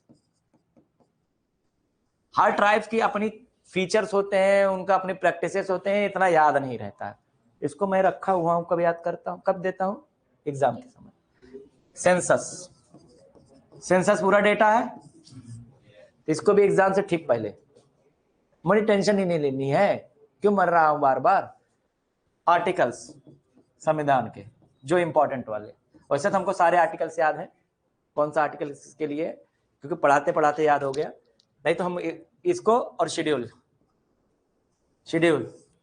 हिस्ट्री के बहुत, जो क्या कहते हैं, कुछ हिस्ट्री के जैसे कि संधियां वगैरह है, ठीक है, कुछ जो है ट्रीटीज वगैरह है, कुछ उसमें प्रोविजन वगैरह जो अंग्रेजों ने लाए थे, वो सब। तो वो जो बहुत फैक्चुअल वाले टॉपिक लास्ट 10 डेज या 1 हफ्ते में पढ़ता हूँ, उससे क्या होता है, अभी पढ़ा हुआ है तो एग्जाम तक तो याद रहेगा, और एग्जाम के अगले घंटे बाद में भूल गया, क्या फर्क पड़ता है?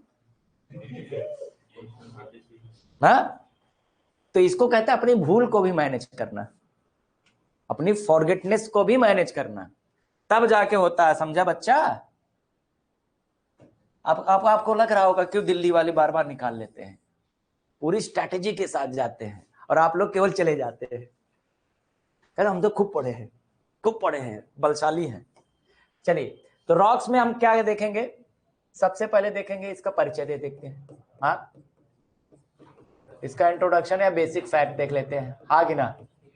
परिचय, तो परिचय देखेंगे रॉक्स का, क्या देखेंगे बच्चा? परिचय देखेंगे, हाँ, प्री मेंस दोनों में। अभी यार तू इसका मतलब जो है, तुमने पेपर नहीं देखा अभी मेंस का हमने डाला था, तुमने भी देखा नहीं? तो मतलब क्या मतलब अगले साल जुड़ने का इरादा है क्या? हाँ, पहला ही क्वेश्चन 2022 का क्या था? रॉक्स के बारे में था, पहला ही question. What do you understand by primary rocks? Classify, मतलब जो explain all types of heat, ऐसा कुछ क्वेश्चन था उसका। लो, पहला ही क्वेश्चन मिला 22 में। हमने 10 साल का आपको पूरा पेपर दे दिया है, प्रीवियस ईयर का पेपर दे दिया, प्लान कर रहे हैं कि हर महीने आपको प्री का क्वेश्चन दे, मेंस का क्वेश्चन, तो ये हाल है, तब भी बना बनाया मिल रहा है, तब भी कितने लोग इसके लिए मेहनत करते हैं, इधर उधर से क्वेश्चन इकट्ठा करते हैं, तो बना बनाया मिल रहा है, तब भी ये हाल है। तो हम लोग क्या देखेंगे? सबसे पहले परिचय देखेंगे इसका, क्या देखेंगे? परिचय देखेंगे, ठीक है, इंट्रोडक्शन। तो सबसे पहले तो इसके सिंपल से डेफिनेशन देखेंगे, ठीक है, और हमारी डेफिनेशन एकदम से सिंपल होती है। ठीक है, तो सीधे सीधे क्या है, सीधे सीधे एग्रीगेट का मतलब समझते हो?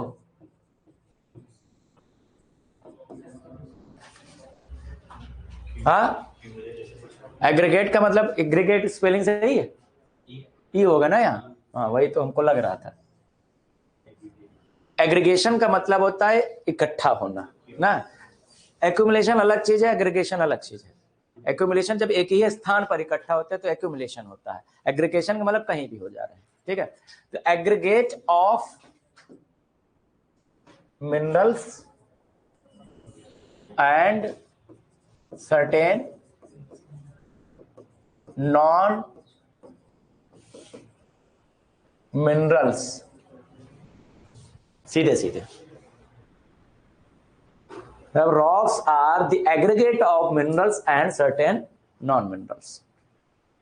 हिंदी में बोलेंगे कि कुछ खनिजों एवं गैर खनिजों के समूह को शैल कहते हैं ना, कुछ खनिजों और गैर खनिजों के समूह को क्या कहते हैं? जैसे मिनरल्स की बात करते हैं तो आयरन एक मिनरल है, कैल्शियम एक मिनरल है।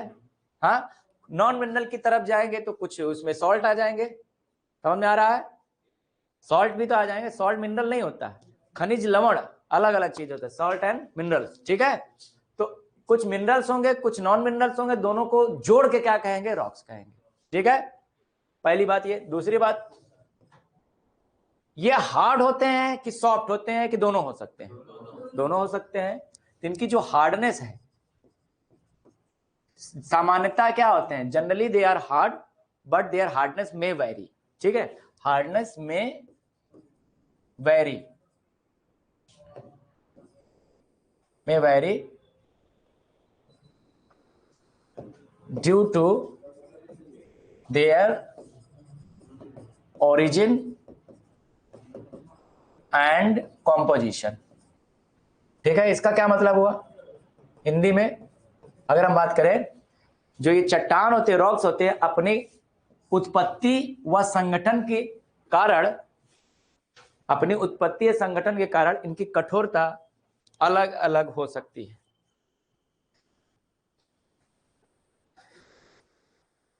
चट्टान अपनी उत्पत्ति, चट्टान की कठोरता लिख लेना, चट्टान की कठोरता अपनी उत्पत्ति व संगठन के कारण अलग अलग हो सकती है। ठीक है, इंग्लिश में बस इतना ही, हार्डनेस में vary due to their origin and composition. समझ में आया?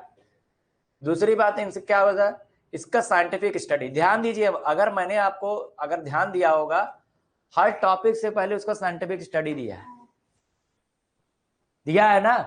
बोलो हाँ, साइंटिफिक स्टडी यानी इसका वैज्ञानिक अध्ययन कहां करते हैं? तो पेट्रोलॉजी में करते हैं। कहां करते हैं? पेट्रोलॉजी। समझ में आ रहा है? पेट्रोलॉजी में हम क्या करते हैं? खनिजों का अध्ययन करते हैं, रॉक्स का अध्ययन करते हैं, चट्टानों का अध्ययन करते हैं। क्लियर हुआ? Petrology is a branch of science which studies about the rocks. ठीक है, तो इनका परिचय हो गया। हाँ, अब अगली चीज जो पूछी जाती है दैट इज, पानी नहीं है क्या यहाँ पे?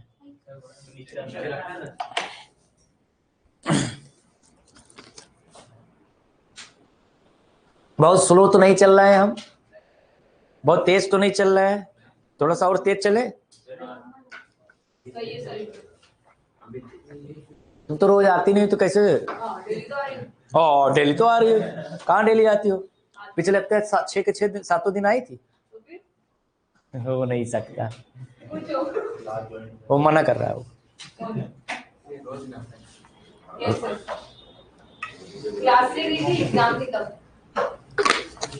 ठीक है, गलती होगी माता। कल संडे आपकी क्लास रहेगी। कल हम लोग क्या पढ़ेंगे? बहुत ही इंपॉर्टेंट पढ़ेंगे, एक टाइट्स वाला पढ़ेंगे और एक करंट पढ़ेंगे।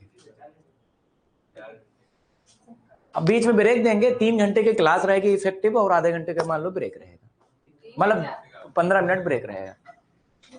लेट वो आपकी क्षमता के अनुसार है ना, पढ़ना चाहोगे हम 5-6 घंटा पढ़ा देंगे। तो अब बुला के फिर वापस कर देते हैं, कबड्डी की तरह, कबड्डी कबड्डी कबड्डी, पाला छू के वापस आ जाते हैं। तो ये आपका क्या हो गया, परिचय हो गया, ठीक है। यानी कल को आपको पूछ लिया जाए चट्टान के बारे में तो इतना इंट्रोडक्शन नहीं लिखना है, सिर्फ आपको ये वाला इंट्रोडक्शन लिखना है बस, ये वाला एग्रीगेट, ये वाला समझ में आ रहा है, ये वाला आपको लिखना है, ठीक है। ये आपको लिखना। अब अगली चीज हमारा क्या आ जाएगा, इनका वर्गीकरण, क्लासिफिकेशन। क्लासिफिकेशन यानी वर्गीकरण, यानी कि इनको कितने भागों में बांटा गया है। क्लासिफिकेशन दैट इज वर्गीकरण। अच्छा, आप लोग ये भी कर सकते हो ना, एप्लीकेशन में मेरे लेक्चर्स पढ़े रहते हैं, नहीं आ रहे? क्यों? हमारे लिए भी है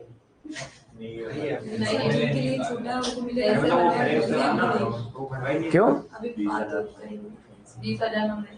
अभी एक भी लेक्चर नहीं आ रहे हैं? अच्छा, वो क्या रैंडम एक्सेस दिया जाता है सबको? मुझे नहीं पता, आइडिया बताओ। ठीक है, अगर चाहिए तो एक्स्ट्रा अगर कोई टॉपिक रह गया, मतलब जिनका छूटा रह गया उनको, अगर जिसका छूटा रह गया तो वो तो पढ़ सकता है ना उसमें, उसके लिए करना पड़ेगा, उसके लिए पे करना पड़ेगा। अब हमको नहीं पता यार, पर अब हमको उसके बारे में नहीं पता। ए वो हटाओ, डिलीट करो उसको, जब हम नहीं पता तो बता। नहीं, मैं कह रहा था अगर वो एप्लीकेशन पढ़ा रहे तो आप वहाँ स्पीड में बढ़ाकर चीजों को देख लेते तो उससे आपका और अच्छा हो जाता है ना। हाँ, क्लासिफिकेशन की बात करते हैं तो इसको 3 भागों में बांटा गया है, जैसा कि हम लोग जानते हैं। हाँ, पहला वाला होता है igneous rock. Igneous rock Hindi में क्या बोलेंगे, आग्नेय चट्टान, आग्नेय चट्टान या आग्नेय शैल, शैल बोलो चाहे चट्टान बोलो। दूसरा होता है सेडिमेंट्री, हाँ सीधे मेटामॉर्फिक में आ जाओ ना, तुम्हारी ट्रेन छूट रही है, जल्दी जल्दी भाग रहे हो। अवसादी चट्टान,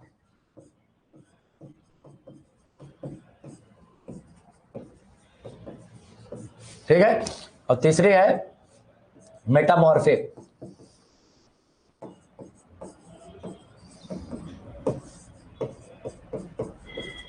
यानी कि कायांतरित या रूपांतरित बोलते हैं, चाहे कायांतरित लिख लो चाहे रूपांतरित, या मन कहे तो दोनों लिख लो, कौन सा पैसा लग रहा है। कायांतरित शैल है चट्टान, ठीक है। तो ये 3 प्रकार से हमारे जो है रॉक्स होते हैं। क्लियर? एक एक करके सबको देखते हैं। तो सबसे पहले क्या देख लेते हैं, इग्नियस रॉक। और आपको बता दे केवल 3 डायमेंशन में चीजों को कवर करना है। We have to cover them, all of them into 3 dimension, 3 आयामों में देखना। सबसे पहले फॉर्मेशन या ओरिजिनेशन, बनते कैसे हैं, how they are developed, how they are evolved. फिर दूसरा कैरेक्टरिस्टिक्स, फीचर्स, इनके अंदर गुण क्या है, इनकी प्रॉपर्टीज क्या है। और तीसरा इनका क्लासिफिकेशन या इनका एग्जाम्पल, बस यही चीज पूछा जाएगा। हाँ, और यकीन मानिए एक भी चीज रट्टा नहीं मारना है, अभी देखना सब निकाल देंगे, एक भन्न से निकलेगा, ठीक है। हाँ, आग्नेय चट्टान, इग्नियस रॉक सबसे पहले देखते हैं। तो इनमें सबसे पहले क्या आएगा, हमने आपको बताया क्या देखना है हमको, फॉर्मेशन। क्या देखना है, फॉर्मेशन। 3 ही चीज देखनी है। फॉर्मेशन का मतलब निर्माण, ये चट्टान बन कैसे रहे हैं, तो बना दे, बोल दो ना जरा, जैसे आपकी इच्छा प्रभु। इसको लो,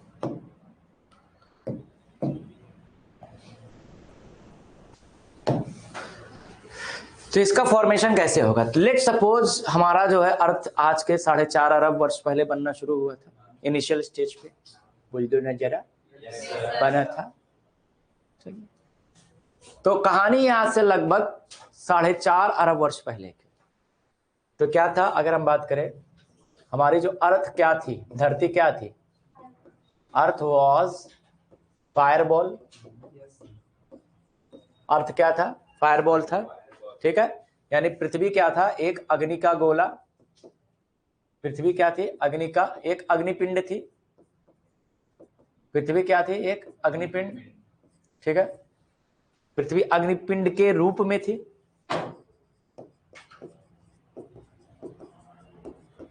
कब अगर हम बात करें 4.5 बिलियन ईयर्स एगो, याद करो। हाँ, ये स्थिति थी, एकदम लकलका के जल रही थी, फिर उसका जैसे वो रोटेट कर रही थी तो डी गैसिंग हुआ, अंदर के जो गैस थे ऊपर आए तो एटमॉस्फेयर बना। हाँ, फिर इसके तुरंत संडे को, पिछले संडे को ये बढ़ाया था, हाँ कि ना?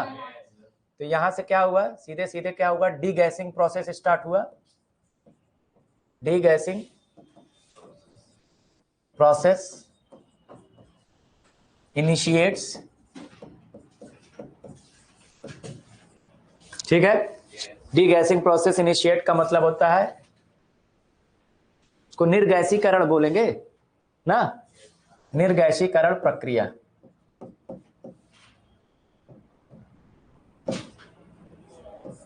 निर्गैसीकरण प्रक्रिया प्रारंभ हुई।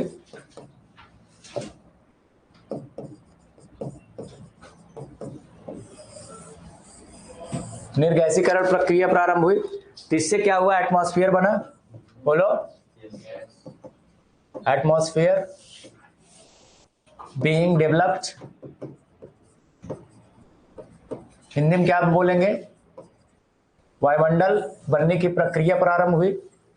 अब जब ये एटमॉस्फेयर बन जाएगा, सुन रहे हैं? हाँ, तो एटमॉस्फेयर जब बनेगा तो क्या बनेगा, चारों तरफ H2O गैस क्या बनेगी, H2O गैस फॉर्म्ड हुई। जलवाष्प, हिंदी में क्या बोलेंगे उसे, जलवाष्प। चाहे वो H2O गैस बोल दो, चाहे वेपर बोल दो, ये फॉर्म हुई। तो ये क्या हुआ, H2O क्या हुआ, धीरे धीरे जब फॉर्म हुई तो वो धीरे धीरे ऊपर गई, ऊपर जाने के बाद ठंडी होगी, यानी कंडेंसेशन शुरू हो जाएगा। हिंदी में क्या बोलेंगे, वाष्प का संघनन प्रारंभ हुआ। Condensation of vapour starts. और जैसे कंडेंसेशन हुआ तो क्या हुआ, बारिश। क्या हुआ, बारिश हुई। तो यहीं से शुरू हो जाती है रेनफॉल, या ऐसे कहते हैं प्रेसिपिटेशन। प्रेसिपिटेशन स्टार्ट्स, यानी वर्षण प्रक्रिया की शुरुआत हुई। तो जैसे ही वर्षण होगा, लगातार होगा ये process, this process continued till 50 crore वर्ष। हमने याद करो बताया था 50 करोड़ तक शुरुआत में यही होता रहा। हाँ, 50 करोड़ वर्ष तक यही होता रहा। तो इससे क्या हुआ, जहां जहां बारिश हुई तो वो इससे क्या हुआ, अब क्या होगा, कूलिंग ऑफ मैग्मा हुआ। ध्यान दीजिए, मैंने ये तो मैंने आपको विस्तार से बताया ना, कूलिंग ऑफ मैग्मा। वो जो मैग्मा था अब धीरे धीरे ठंडा होना शुरू हुआ। आप एग्जाम में इतना नहीं बताएंगे, ये मैंने आपको समझाने के लिए दिया। आप वहां सीधे क्या करेंगे, ये अर्थ वाज फायरबॉल, फिर यहीं पर आप आगे बार बोल देना कि magma, earth was full of magma. ठीक है, और फिर सीधे रेनफॉल कराना, रेनफॉल कराने के बाद कूलिंग करा दीजिएगा। समझ में आ रहा है? हाँ हाँ, ये तो मैंने आपको समझाने के लिए इतनी प्रोसेस है, ताकि आपको समझ में आ जाए कि हाँ पूरी प्रक्रिया क्या हुई है। अब कूलिंग ऑफ मैग्मा हुआ है बच्चा, तो कूलिंग ऑफ मैग्मा क्या होगा, मैग्मा ठंडा होता जाएगा तो क्या होगा, वो रॉक फॉर्म में आ जाएगा। हाँ, रॉक फॉर्म में आ जाएगा। तो इसी तरह से क्या हुआ, और चूंकि ये मैग्मा था, मैग्मा आग था, आग से बनने वाले जो चट्टान थे, इसीलिए इनको क्या बोला, igneous rock. Igneous rocks formed.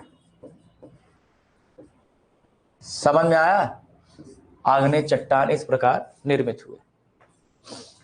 ठीक है, तो फ्लो चार्ट में ही बना लेते बेटा, चलो कोई बात नहीं। ये फ्लो चार्ट को देखो ध्यान से, और हमको बताओ कहीं किसी प्रोसेस में आपको कोई दिक्कत, कोई प्रॉब्लम हो रही है, देखो कहीं कोई दिक्कत। हालांकि ये क्वेश्चन 2022 में आ गया, हमको नहीं लगता अब ये दो तीन साल आएगा। अब दूसरा वाला रॉक आएगा, सेडिमेंट्री और अच्छा, वहां पर एग्जाम में एग्जामिनर ने शांतपत्ति किया है आप लोगों के साथ, इग्नियस रॉक लिखकर नहीं लिखा है क्या, प्राइमरी रॉक्स लिखा।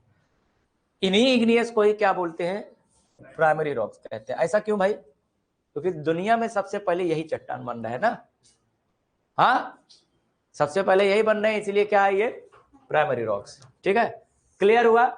तो ये था इनका निर्माण की प्रक्रिया, होपफुली समझ में आया होगा कि नहीं आया। जम्मू की नहीं जम्मू नथी,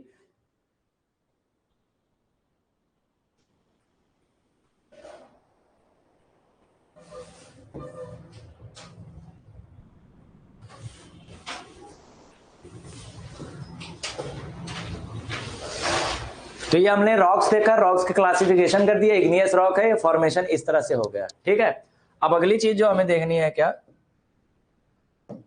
वो इनका क्या देखना है, कैरेक्टरिस्टिक्स। किसका बजा, क्या देखनी है, कैरेक्टरिस्टिक्स। कैरेक्टरिस्टिक्स या इसे हम फीचर्स बोलते हैं, क्या बोलते हैं, फीचर्स। हिंदी में क्या बोलेंगे, विशेषता, विशेषताएं व गुण। ठीक है, अब देखना, ध्यान दीजिएगा, आपको कोई एक भी गुण रट्टा मारने की जरूरत नहीं है, बस ये बने ही है कैसे, उसको थोड़ा सा अप्लाई करते जाओ, चीजें अपने आप मिलती जाएंगी। ठीक है, निकालें, बताएं। वैसे इस क्लास की टोटल स्ट्रेंथ कितनी है, कितने लोग हैं, लगभग 10 तो दिख ही रहे हैं। टोटल स्ट्रेंथ पूछ रहा हूं, कितने लोग आते हैं ये नहीं पूछ रहा हूं, मतलब टोटल स्ट्रेंथ बस 12 लोग। एक कितने लोग एब्सेंट हैं, वो रोने वाला, हाँ वो सोने वाला एब्सेंट है, और 14।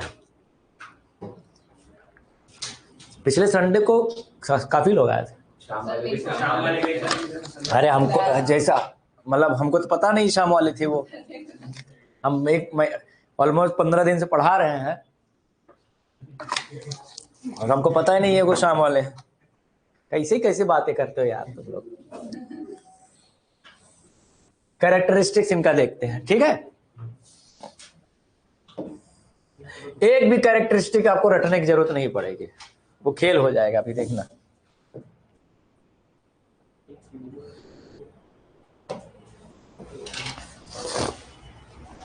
सबसे पहली बात तो ये नोन एज प्राइमरी रॉक, हाँ कि ना, नोन एज प्राइमरी रॉक्स। ठीक है, प्राथमिक चट्टानों के नाम से जानी जाती है ना, है कि नहीं, also known as primary rocks. अब क्यों, इसका कारण आपको पता ही है, क्योंकि दुनिया में सबसे पहले बनने वाली चट्टान। अच्छा बताओ ये कब बनी, अगर हम बात करें, ये बने हेडियन पीरियड में। हेडियन में ना, इयॉन आया तो इयॉन में सबसे पहले हेडियन बना ना, तो हेडियन में क्या हो रहा था, वो ठंडा होकर रॉक्स ही बन रहा था ना।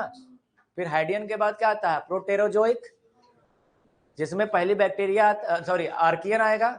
हाँ, तो ये बनकर कब तैयार हुई है, आर्कियन में।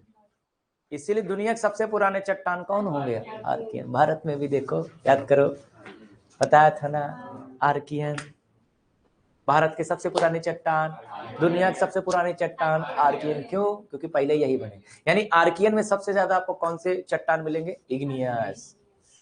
आर्कियन उस समूह को कहते हैं, उस एज को कहते हैं। तो इसमें क्या होगा, जाहिर सी बात है ओल्डेस्ट रॉक्स है। क्या है ये, फिर अगला फर्क क्या होगा, ये ओल्डेस्ट रॉक है, ये पृथ्वी की सबसे पुरानी चट्टान है। दूसरी करेक्ट, बताओ एक बार रट्टा मारने की जरूरत है। दूसरी बात, जब ये आर्कियन पीरियड में है ना, अगर हम बता दें इंग्लिश में, यहाँ ब्रैकेट में लिख सकते हैं ना, आर्कियन क्या, आर्कियन क्या था, वो एरा था, इयॉन था, इयॉन था, हेडियन, हेडियन के बाद आर्कियन ना।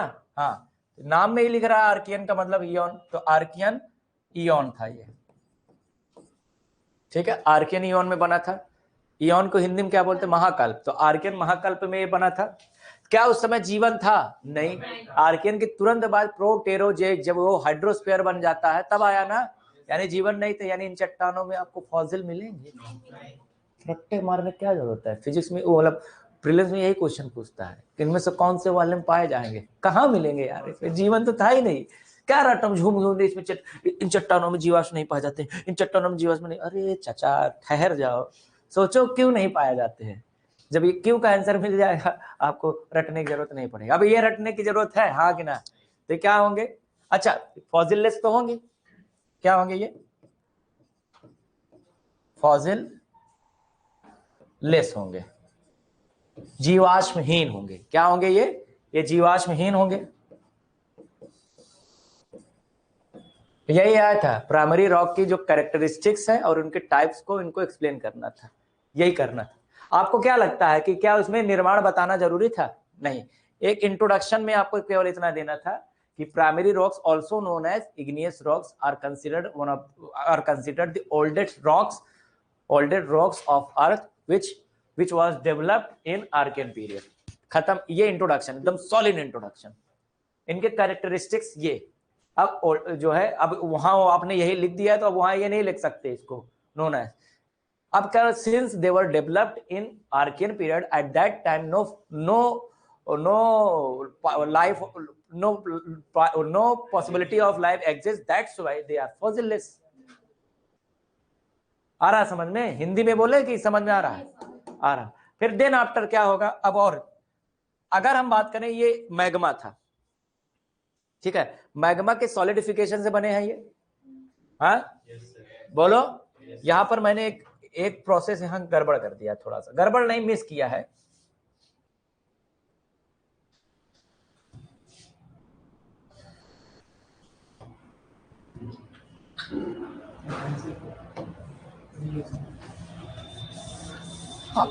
एक प्रोसेस थोड़ा सा स्किप हुआ है, तो यहां पर ध्यान दीजिएगा।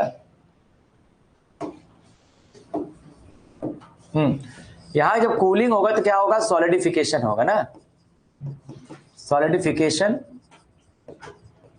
ऑफ मैग्मा होगा। क्या होगा? मैग्मा का ठोसकरण प्रक्रिया, ठीक है, मैग्मा का ठोसकरण प्रक्रिया। अब फिर यहां से बन जाएगा igneous rock, igneous rocks form हो जाएंगे, आग्नेय चट्टान आप बनेंगे, ठीक है।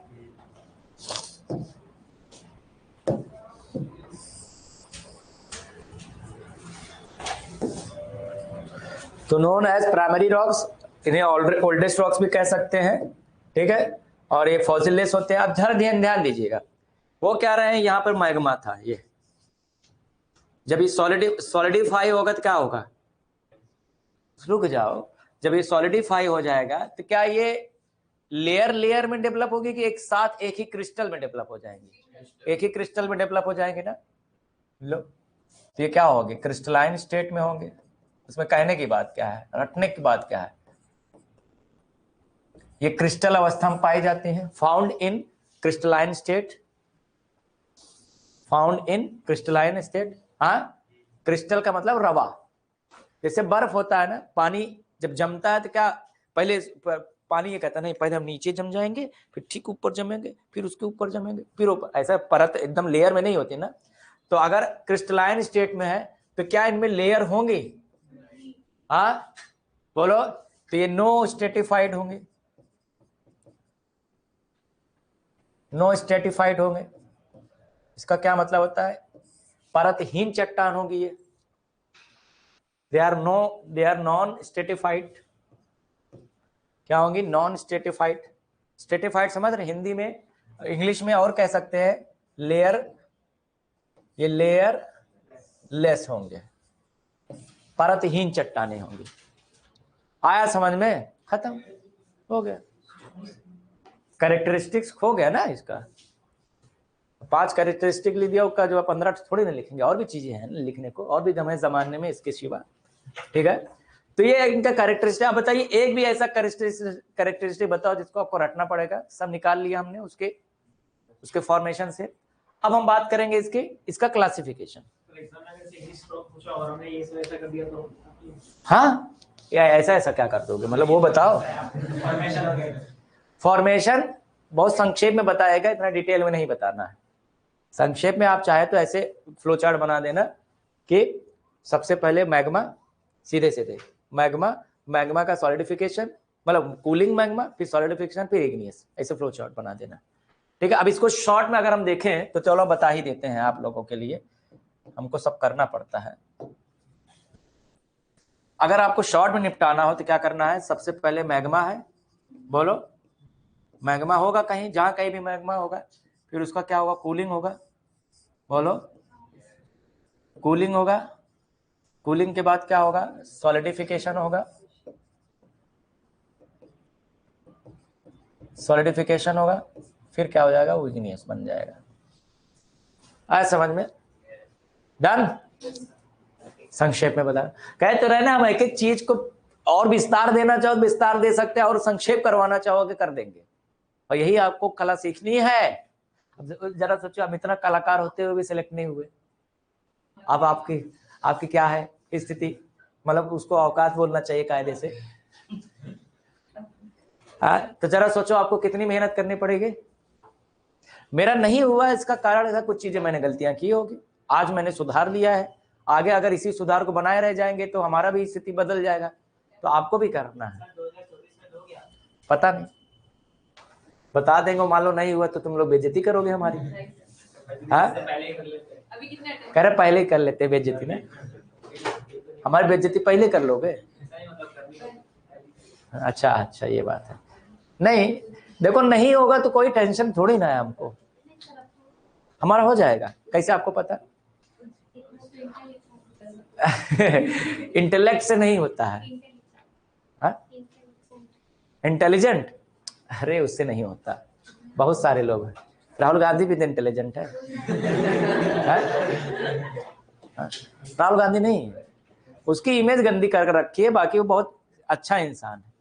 ठीक है, सभी इंसान अच्छे हैं, मोदी जी भी बहुत अच्छे हैं, आपके लिए क्या है, कोई बुरा अच्छा नहीं है। यूपीएससी कल को सिलेक्ट सरकार पता नहीं किसके बने, आपको उसके लिए काम करना पड़ा। अगर आप पहले से एक आइडियोलॉजी बिल्टअप करके जाएंगे कि नहीं फला पार्टी की सरकार या फला वाली अच्छी होती है बुरी होती है, तो आप इस आइडियोलॉजी को कैरी करके जाएंगे तो एडमिनिस्ट्रेशन में एफिशिएंट फंक्शन नहीं कर पाएंगे।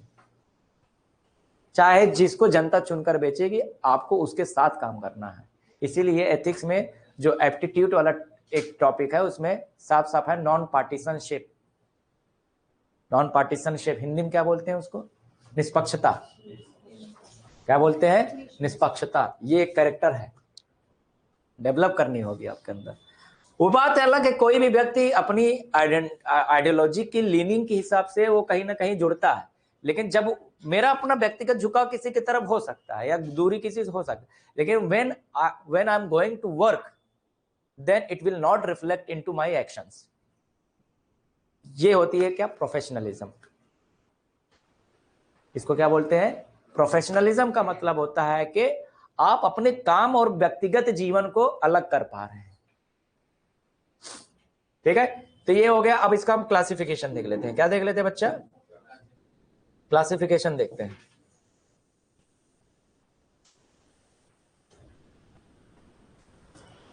क्या देख लेते हैं? क्लासिफिकेशन। चाचा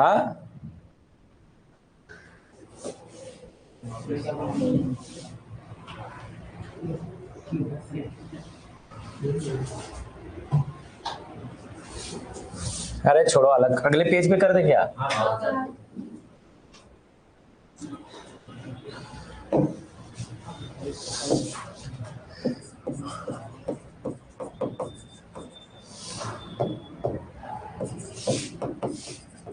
क्लासिफिकेशन ऑफ इग्नियस रॉक।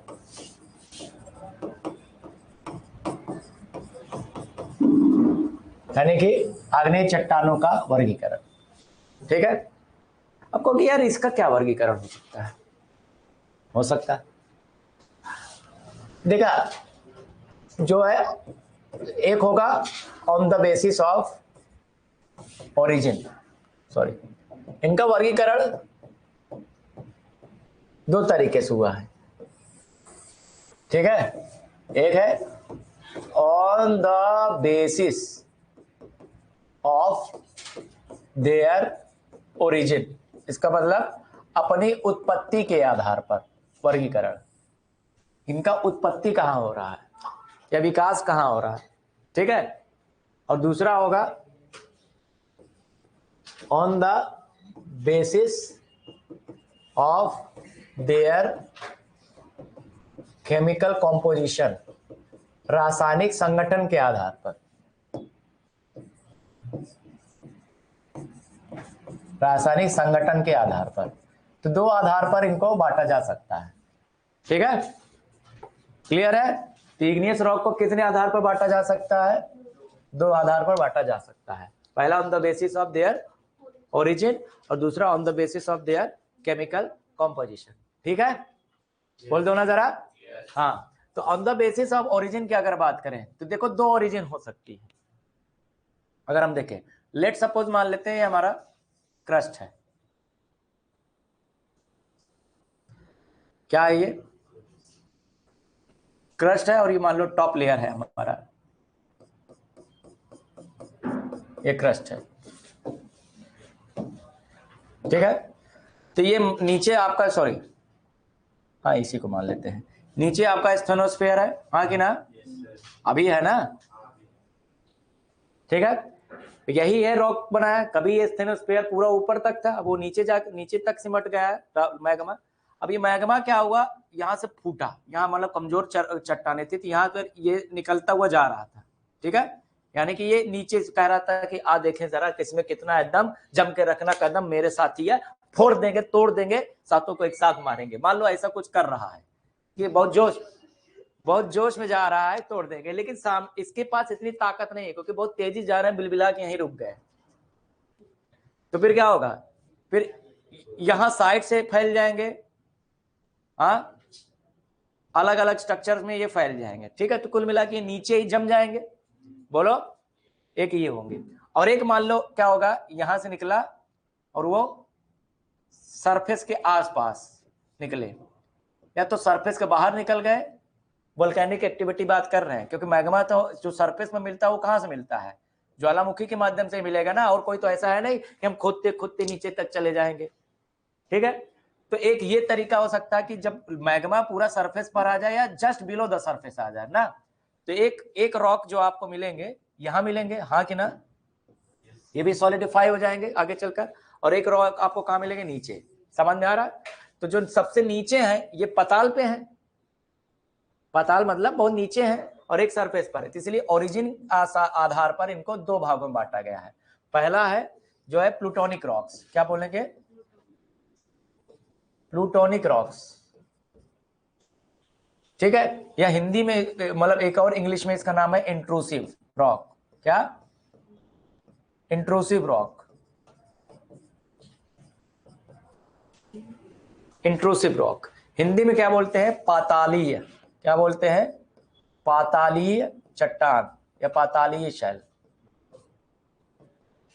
ठीक है, पातालीय शैल, ठीक है। तो अब अगली चीज जो होगा वो क्या होगा, कहां पाए जाएंगे, जाहिर सी बात है कहां पाए जाएंगे, कहां पाए जाएंगे, ये काफी गहराई पे पाए जाएंगे, ठीक है, कि कहां पाए जाएंगे बेटा, काफी गहराई पे पाए जाएंगे।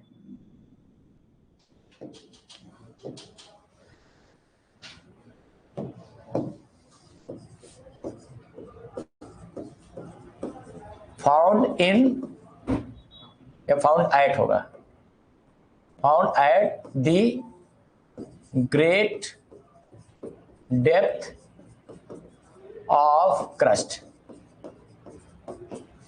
ना, found at the great depth of crust, इसका मतलब होता है क्रस्ट के यानी भूपर्पट्टी के अधिक गहराइयों पर पाए जाते हैं, ठीक है, भूपर्पट्टी के अधिक गहराइयों पर पाए जाएंगे, इसलिए नाम इनका क्या पड़ गया हिंदी में, पातालीय, ठीक है, क्लियर है। तो ये यहां पाए जाएंगे। दूसरी बात, ये डेवलप कैसे हो रहे हैं, ये वोल्केनिक एक्टिविटी जब क्या हो जाता है, बहुत इंटेंस नहीं होता है, जब नीचे ही क्या होता है, स्टॉप हो जाता है, ठीक है। तो developed when volcanic activity stopped below the surface at great depth. हाँ कि ना? Yes, sir. मैंने क्या बोला? they developed when volcanic activities stopped below the surface at great depth। पृथ्वी की अधिक गहराइयों पर जब ज्वालामुखी की क्रिया बंद हो जाती है, समाप्त नहीं। समाप्त का मतलब क्या होता है? एकदम से खत्म हो जाना नहीं, बंद हो जाती। नीचे तो चल ही रही है ना वोल्केनिक एक्टिविटी, बस ये ऊपर आके बंद हो गई। पृथ्वी की अधिक गहराई पर जब ज्वालामुखी की गतिविधियां क्या होती हैं? समाप्त हो जाती हैं, तब इनका निर्माण होता है। हाँ, मतलब रुक जाती हैं, बंद हो जाती हैं। कभी कभी हम भी गड़बड़ा जाते हैं।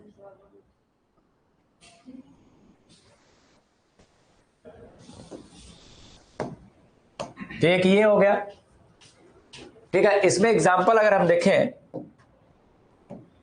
क्या हो जाएगा इसमें एग्जाम्पल, तो इसके एग्जाम्पल देखते हैं। एक है बैथोलिथ। क्या है? बैथोलिथ। लिथ जहां आ जाए समझ लो पत्थर, बैथोलिथ। फिर होगा फाइकोलिथ, साइकोलिथ ना लिख लेना, फाइकोलिथ। फिर लोपोलिथ। अब आपको लग रहा है कौन कौन से कैप्सूल के नाम है? लोपोलिथ। फिर इसमें आएगा लैकोलिथ। अभी नीचे जाओ मेडिकल स्टोर में, सर जो है एक पत्ता लैकोलिथ 500 दे दीजिए, वो सोचने भी लगेगा कौन सी गोली है ये। ठीक है, बैथोलिथ, फाइकोलिथ, लोपोलिथ, लोकोलिथ, सिल एंड डाइक। तो ये कुछ होते हैं। क्या होते हैं डिटेल में जब हम आपको वोल्केनो पढ़ाएंगे, ज्वालामुखी पढ़ाएंगे, क्योंकि पूरी तरह ज्वालामुखी क्रिया संबंधित है, तो वहां समझेंगे। ठीक है, इनकी स्ट्रक्चर कैसे होती है, कैसा इनका फीचर होता है, वो सब देखेंगे। ठीक है, तो आपको एक मिल गया क्या? प्लूटोनिक। और बाहर वाले को क्या बोलते हैं? Extrusive rock. क्या बोलेंगे? Extrusive.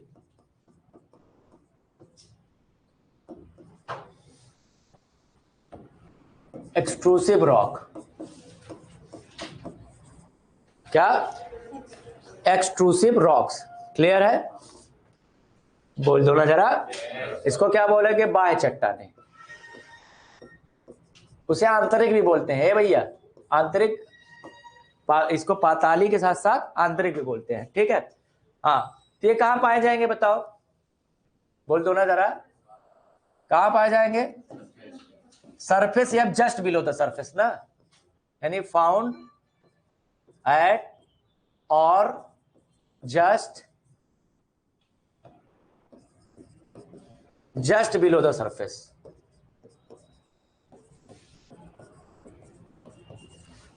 Just below the surface.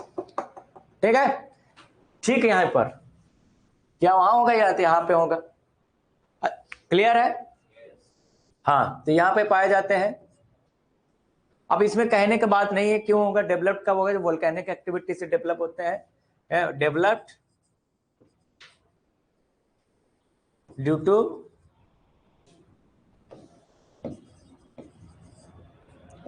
To volcanic eruption. अब यहां मैंने इरप्शन नहीं लिखा है, सॉरी, यहां क्यों नहीं लिखा? इरप्शन का मतलब बाहर आ जाना, बाहर थोड़ी ना आई थी।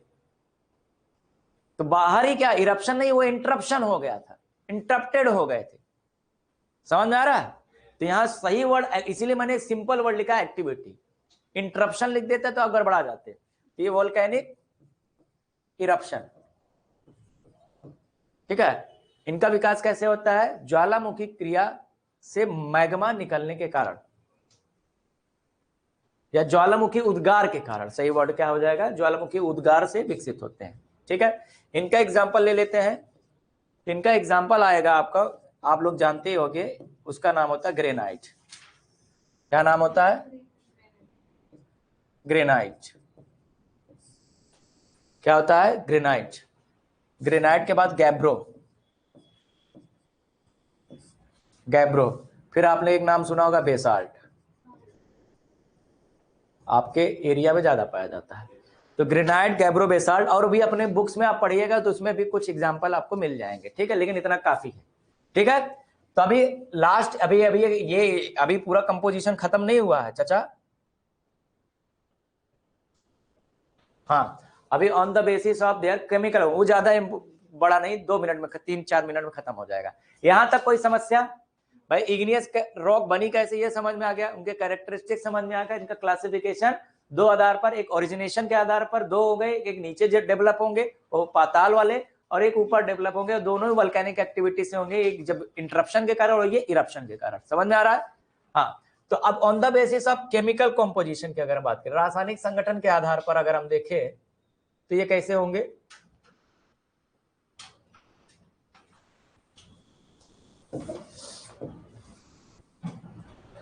तो ये भी 2 प्रकार के होते हैं।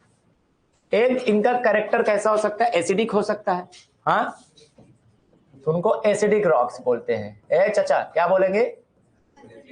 एसिडिक रॉक्स यानी अम्लीय चट्टान।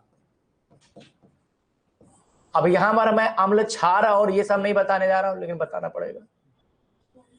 क्या होता है? एनी केमिकल कंपोनेंट जिसका पीएच वैल्यू 7 से नीचे होता है उसे क्या बोलते हैं? एसिड बोलते हैं। जो 7 से ज्यादा हो जाता है क्षार हो जाता है। बाकी डिटेल में केमिस्ट्री में पढ़ेंगे या कभी फिर हम आपको और अच्छे समझा देंगे कैसे इसको बनाते हैं, ठीक, कैसे देखते हैं।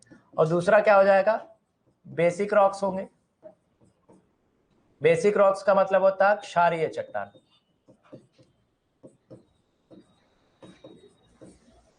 ठीक है, ये 2 आपको मिलते हैं, अम्लीय चट्टान और क्षारीय चट्टान, acidic rocks and basic rocks. Clear है? हाँ, अब एसिडिक रॉक्स की बात करें, मतलब सीधे सीधे अगर हम बात करें, इनका जो पीएच वैल्यू होगा, पीएच मान कितना होगा? 7 से कम होगा। क्या होगा? 7 से कम। दोनों का तुलना करते चल रहे हैं, ठीक है, तो जल्दी हो जाएगा। इनका क्या होगा? पीएच वैल्यू बताओ।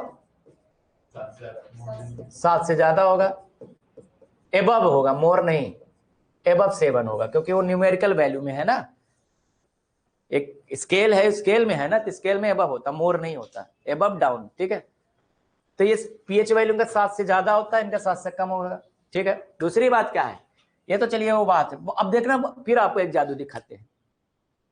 जादू मतलब ये चीज जो आप जानते हो उसको एकदम नए तरीके से, अरे अच्छा ये है।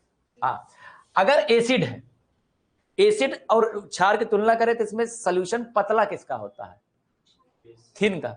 बेस किसका होता है? बेस किसका? जो खट्टापन होता है, जैसे नींबू क्या खट्टापन है? एसिड है। ठीक है, तो और क्या होता है? ये कड़वापन होते हैं। कोई चीज कड़वा अगर लगे समझ लो पक्का क्षारीय है। आपका अनुभव अगर कड़वा लगे तो वो अलग बात हो जाएगी, वो साइकोलॉजिकल बात हो जाएगी। तो इनका जो सोल्यूशन होगा, सोल्यूशन मतलब इनका जो विलयन बनता है या इनकी संरचना कैसी होती है, इनका सोल्यूशन कैसा होता है, वो थिक होता है। क्या होता है? थिक होता है, यानी कि गाढ़ा होता है। इनकी संरचना कैसी होती है? गाढ़ा। क्या होगा? गाढ़ा, ठीक होंगे। और इनका सोल्यूशन कैसा होगा?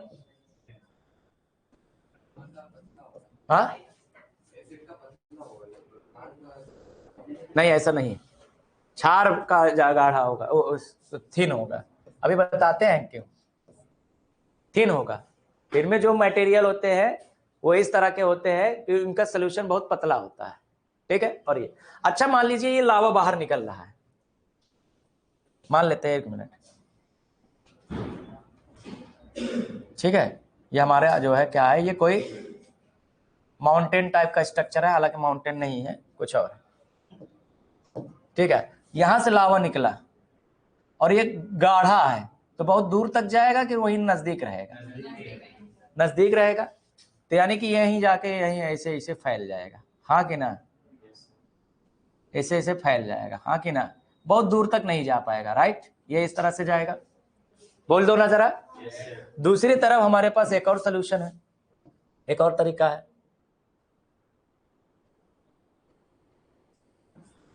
और यहां से मान लो क्या निकला, ये बोल दो ना जरा।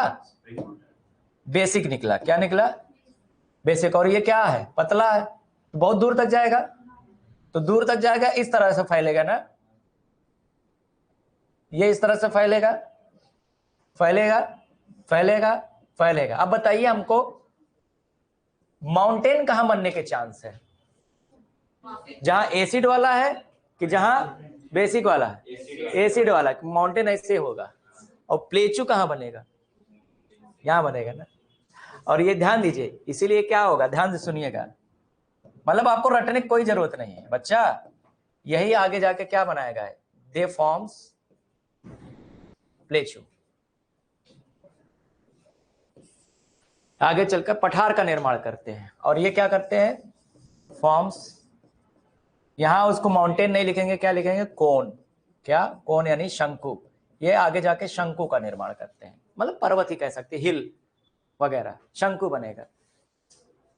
आया समझ में, ठीक है। जैसे कि आपका डेक्कन प्लेचू, तो डेक्कन प्लेचू कौन सा वाला है, ये वाला कि ये वाला, यानी दुनिया में जितने भी वोल्केनिक प्लेचू होंगे, देखो प्लेचू कई प्रकार के होते हैं, उनमें से एक होता है वोल्केनिक प्लेचू, मतलब जो वोल्केनोज की वजह से प्लेचू बन रहे हैं, तो ये होंगे। अगर एक मिनट अभी खत्म नहीं हुआ है, थोड़ा सा, अगर वोल्केनिक उसमें ये निकले हैं तो प्लेचू बनेगा, तो उसमें कौन से चट्टान होंगे, बेस प्लस साल्ट मिला दो, बेसाल्ट, जादू मिला। इसलिए डेक्कन प्लेचू में आपको क्या मिलता है, बेसाल्ट मिलता है।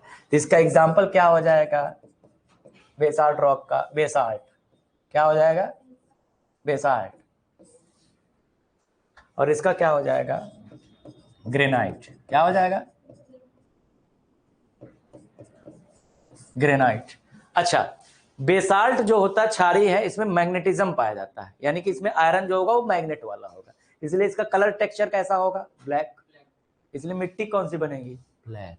इसलिए जहां बेसाल्ट होगा, जहां वोल्केनिक प्लेचू होगा, वहां काली मिट्टी मिलेगी। इसमें रटने की क्या जरूरत है, पूरी दुनिया का वोल्केनो देख लो, जहां जहां जो है बेसाल्ट मिल रहा है, वहां वहां क्या मिलेगा, काली मिट्टी। और काली मिट्टी मिला तो गन्ना खेती कर डालो, कॉटन खेती, यानी वहां की इकोनॉमी समझ जाओगे, कैश क्रॉप्स होंगी, और कैश क्रॉप्स है यानी कॉमर्शियल हो गया, यानी वहां एक्सपोर्ट ज्यादा होगा, यानी वो अमीर देश होंगे। आ रहा है समझ में। और इधर वाला देख लो, ग्रेनाइट, ग्रेनाइट का कलर टेक्सचर लाल होता है, तो कौन सी मिट्टी बनाएंगे, लाल मिट्टी। लाल मिट्टी में उपजाऊपन कम होगा, उपजाऊपन कम होगा, क्या उगाएंगे, मोटा अनाज, दाल। इसलिए मध्य प्रदेश में जाओ देखो, मोटा अनाज, दाल, छत्तीसगढ़ ये सब हो रहा है। तो आप यहां से आप उसकी इकोनॉमी तक लिंक कर सकते हो, समझ में आया। बस आपके पास दिमाग होना चाहिए, मेरे आपके जैसा। क्या कह रहे हो, हमारे जैसा नहीं, ठीक है। तो ये था आपका एसिडिक रॉक्स और बेसिक रॉक, मेरे ख्याल से समझ में आ गया, थैंक यू। तो अभी इग्नियस हुआ, कल सेडिमेंट्री और मेटामॉर्फिक पढ़ लेंगे, ठीक है। अरे मतलब परसों, ठीक है, कल सुबह रखना है, देख लो, बोल दीजिएगा जाकर, तो वो रख देंगे, जितने बजे आप कहोगे उतने बजे हम आ जाएंगे, ठीक है। हाँ,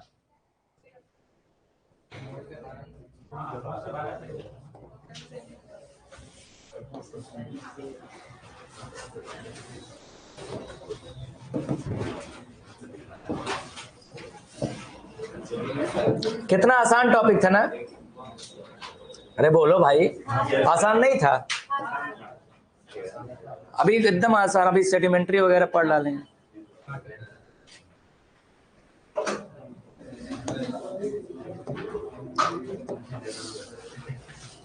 तुमको ना बड़े से बड़े नामी टीचर पढ़ाएंगे ना, तो भी ऐसे ही पढ़ाएंगे, या इससे भी खराब पढ़ाएंगे, इससे अच्छा भी पढ़ा सकते हैं, लेकिन इसको क्या उतार रहे हैं, इसको उतारना था, क्या है, अच्छा ऐसा